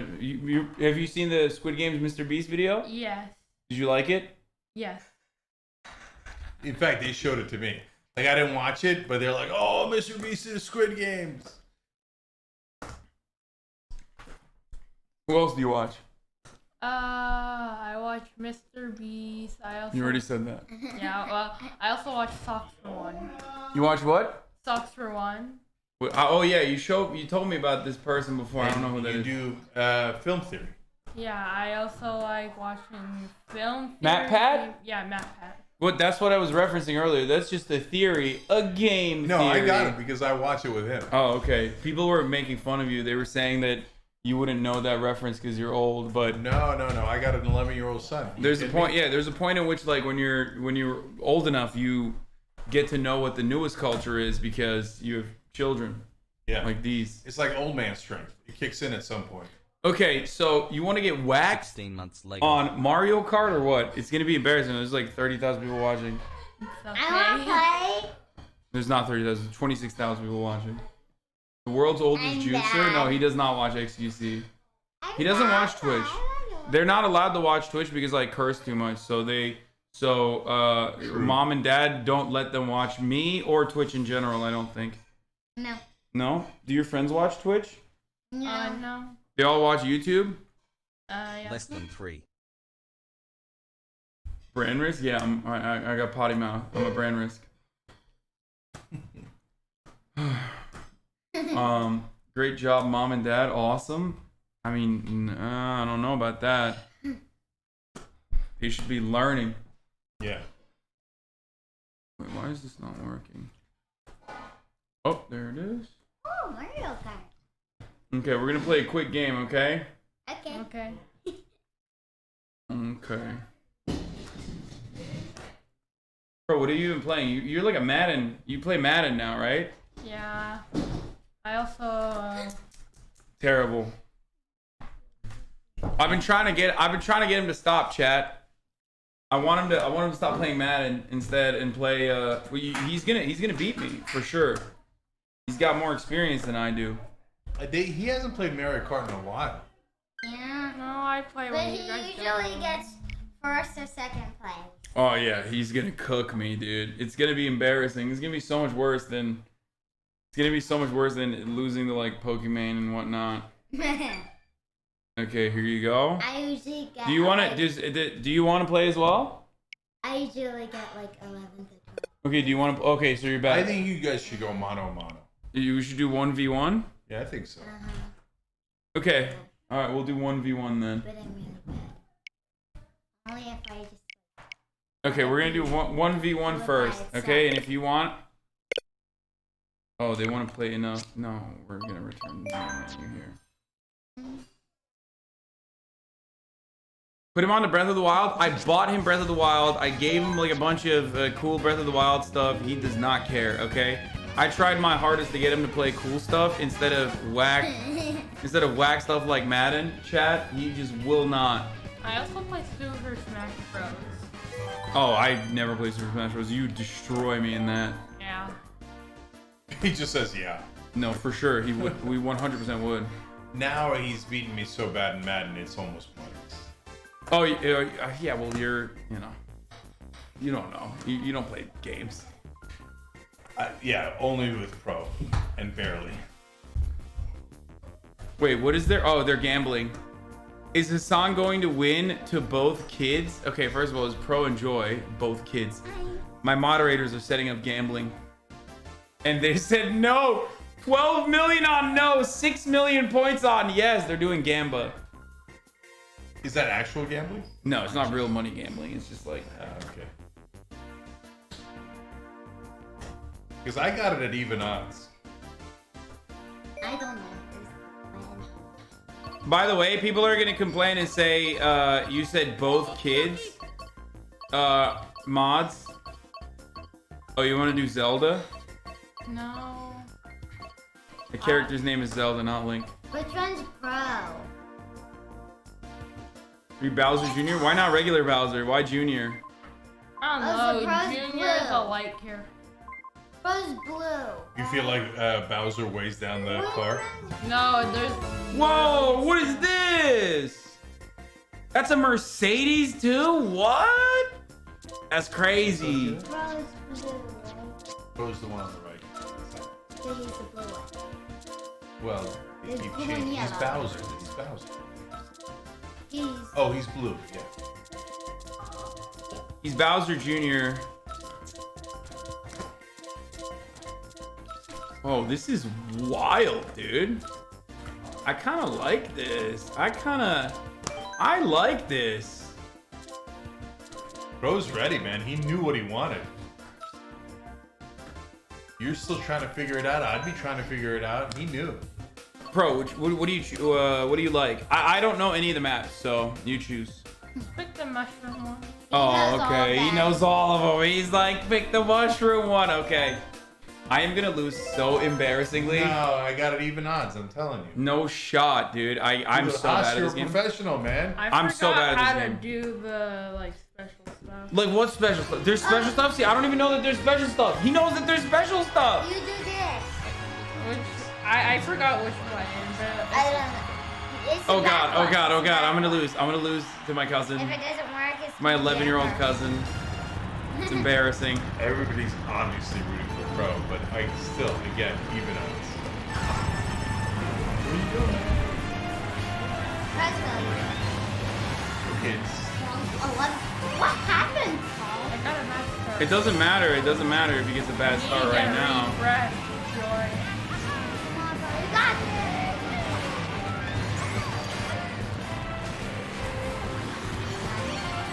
You're getting ahead. I would be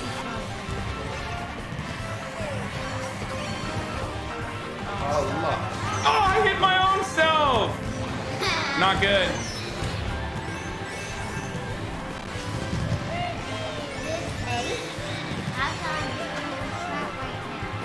It doesn't matter. I was in a better place before. Yeah. Got a better.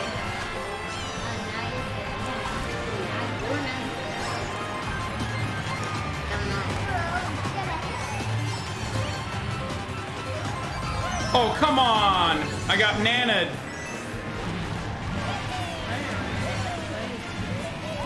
You haven't played in a while, bro. Just stop making. Oh, what? Oh, this is the worst part of this game. It's so unfair. At least you're ahead of Bro. Oh, I just got squid. I just got inked. Oh no! So did he.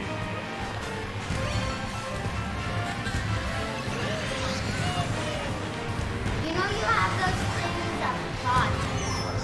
I do know. I thought so. Wait, no! That was terrible, dude. Nice.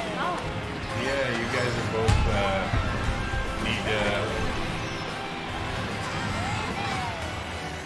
need a refresher. Oh no, I'm too light. That's what the problem is. I was wondering why I kept getting flipped by people. It's because I'm too I light. hate light characters.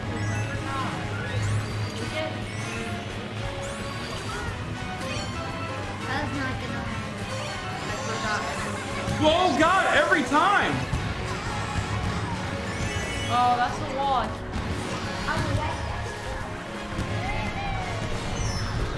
This is sad, man. I got to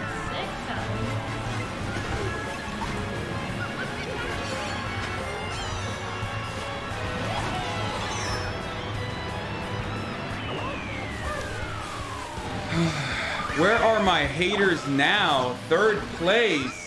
I got 6. Good job. You guys are both rusty. Super rusty. You want to do it again? Now you got something under your belt? Yeah, we're gonna keep going. This is my friend, this is a Grand Prix. This is not a singular race. We got multiple races, right, Pro? What is this guy saying? Yeah, do you not remember? Yeah, he already forgot. You probably beat him so hard he forgot. Yeah, he just wanted to forget the pain. I used to beat you. Jank used to beat me mercilessly on the basketball courts when I was growing up, and he thought it was to build character. Yeah, for the record. And look at you now. See? I was now right. I never get the speed boost. Pro, how do you get the speed boost, huh? I don't know, I forgot. That's because I tried to get the speed boost last round, but that's how I got the head start, because I forgot how to do the speed boost.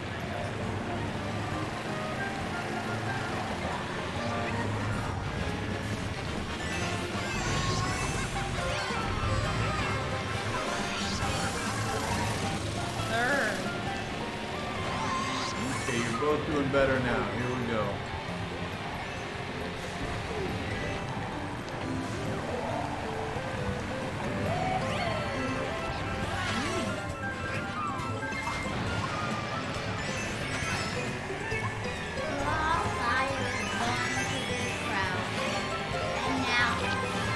Oh no, me! Now you see that.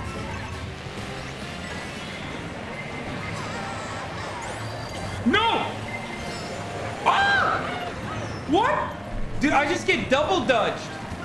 Oh no, when you're in first place, they always coming after you, Pro. Don't forget, it's lonely at the top, brother. Yeah. I mean, you don't need to worry about that because you're in 8th place, but I feel like I can beat you. I used to come in number 1 here. No, this is because I would always go 50cc with you guys. Oh, this is faster? so much, it's 3 times faster. Oh, no wonder. Yeah, this is why I'm so used to playing with you guys. Now he's blaming me. You see that? Oh my god, everyone keep keeps playing cooking it. me. I Bro, look how unfair it is. I've gotten hit like 8 times. Oh no, don't come after me, don't come after me, don't come after me. Oh, thank God.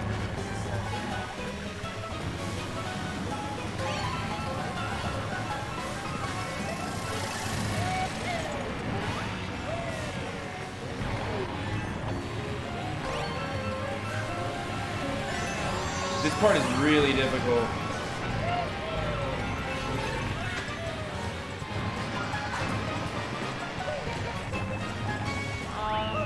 Dude. I blew it. What happened?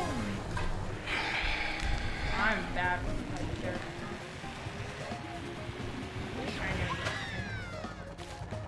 No, mine gonna get I have a lot of bitter folks in the chat. See, an important lesson is to learn not to be bitter. Okay, pro? For example, right now I have a lot of bitter folks in the chat because they lost a lot of points because they bet on you, foolishly so. And just kidding. And I'm so similar to you in that same. See, building character. All of a you sudden, would do exactly building this. character. You would do this. You always do this. And because of that, they're saying, "Oh, you have auto steer on. You have auto steer on. Oh, you have auto steer on." L using auto steer as a child. He's not a child, okay? Don't infantilize my 11-year-old cousin.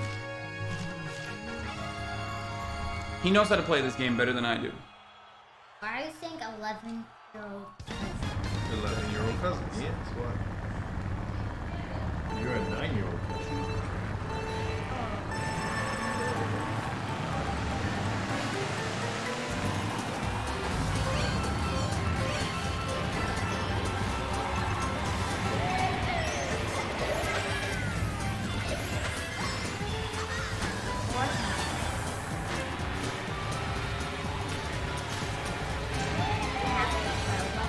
I'm in third.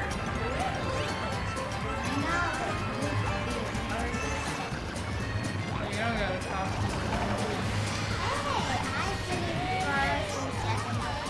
I beat you once. Oh wow, is this true? You got beat? No, that's because Troy used auto. I mean, I'm auto steering too. I can't do it without that. Let's be real. And my dad went. But we're using auto. Aren't you? You're not using auto steer right now? Damn. Chat, you're right. Pro's not using auto steer. Chat was on your side. Oh, what was that? First place. That's what that was. Oh my God, I cannot. I am so light. Bro has to lead for the first time ever. I am so light that like every single time everything I touch makes me tilt. I know, but I'm even lighter. I'm like the second lightest person. No. It's not your character light. Oh, look. Alright, Oh, I see it.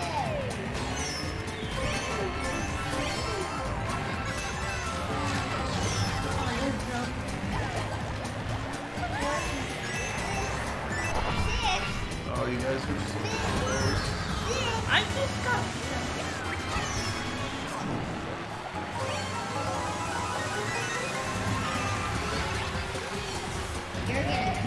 No, he's not. Oh, you got it. You got it. They're right there. Alright, No, you got it. Keep going.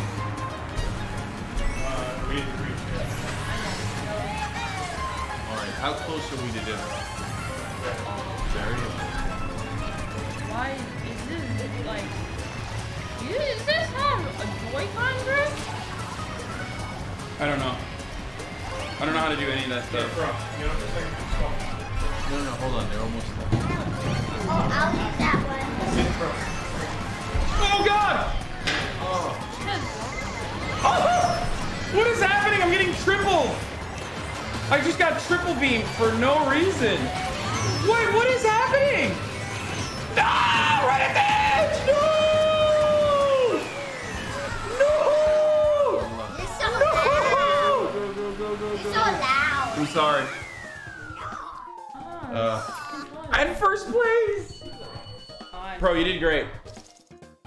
I had auto steer on because I'm a baby. I'm the real baby. I'm a baby, and I don't know how to play this baby game. You would destroy me in Super Smash. Yeah. Oh, all right, good job. Oh, there's one more race. Oh, there's one more. You want to go again?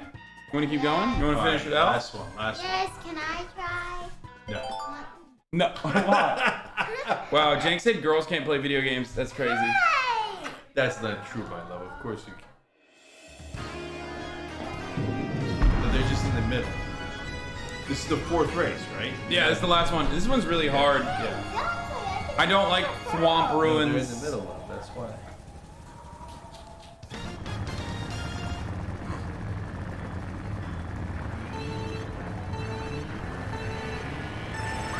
I've never gotten the power bonus.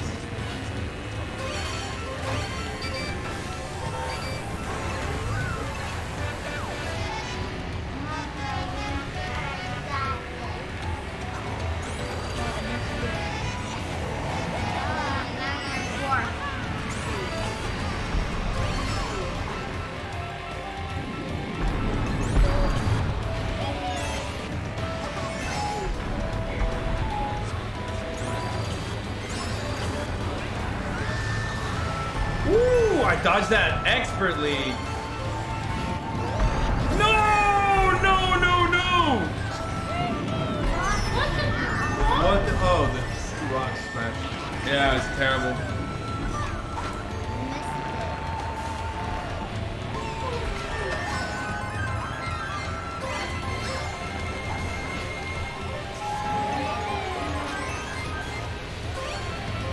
What was that?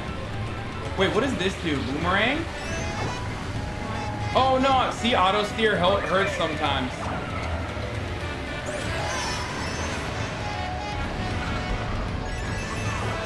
Like when I try to... What? That's crazy. What happened there? Unfortunate. Unheard of. No one's ever seen this kind of... No one's ever seen this kind of injustice in the history of injustice.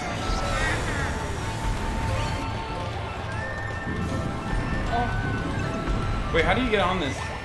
Oh, there.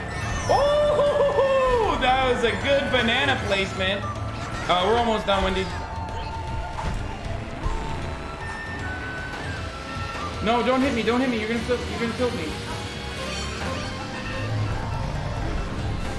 Bro, in 3rd place. Oh no.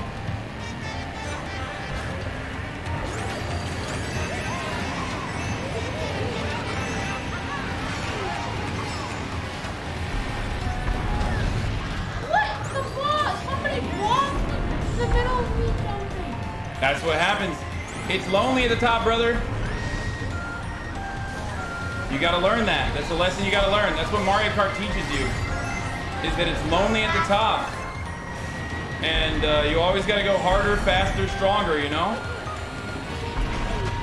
Like this guy beating me in 2nd place right now. Oh, that could have saved me so hard. Wait, isn't it over? Oh yeah, it is over.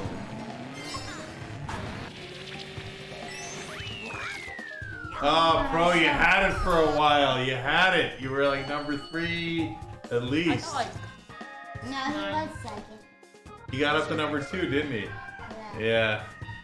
Well, it's lonely at the top. Just ask the capitalists. Not even first. Yeah, I got 3rd place. We still lost the bots. Anyway. All right, guys. That was a wonderful experience. I hope you were all having fun at home watching, but that'll be all for today. I'm very thankful for you guys. I'm thankful for my family for being here. And for Bernie. And thankful for Bernie always. You know, he's kind of soft, but hey, what are you going to do? And I'll see you tomorrow. Aria is coming over to paint my nails. So that's very exciting. Hope you learned a wonderful lesson about how you should always bet on me because I win.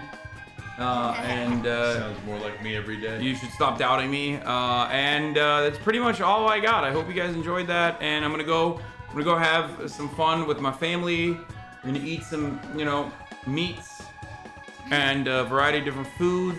And I'll see you tomorrow, okay? Happy Thanksgiving! Woo-hoo! Here's the 3-minute ad break. It's not even over yet. Hold on. I gotta hit them with the outro music. You got to see, Cenk, you got to see like the whole, you know, process. You got to see an entire day's worth of HasanAbi content. Good job, kiddo. Mm-hmm. Hit it with the outro music. Hit it. I'm gonna do it right now.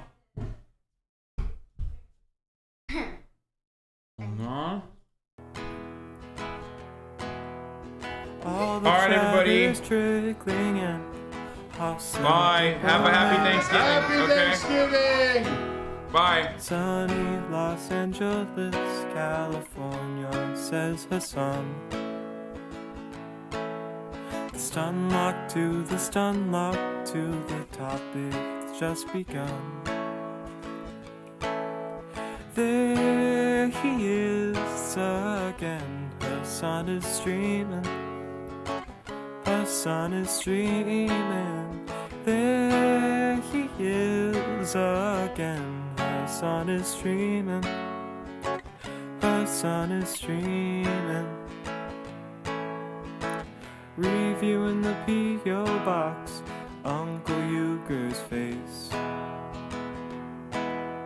Sudden discord agitprop, gray names take on race. Tiny Bernie Sanders, LGBTQ Air Force. The whole left at your fingertips, and Anya out your door. The H3 Crowder debate, the Young Turks online show. 3 full fucking years of this, and plenty more to go. 90-day fiance talks of champagne bourgeoisie. A Trump rally live reaction, a mass riot in DC. There he is again. Hasan is streaming. Hasan is streaming. There he is again. Hasan is streaming. Hasan is streaming. Reading live stream fail comments, Austin show chat vice. In all the ways the right-wing pipeline can suck you in online. JCS react lord, frame gets broken, cover blown. A full-blown mass pandemic, months of streaming in your home. Total radicalization coming out to find. The system you were taught to trust in was broken the whole time.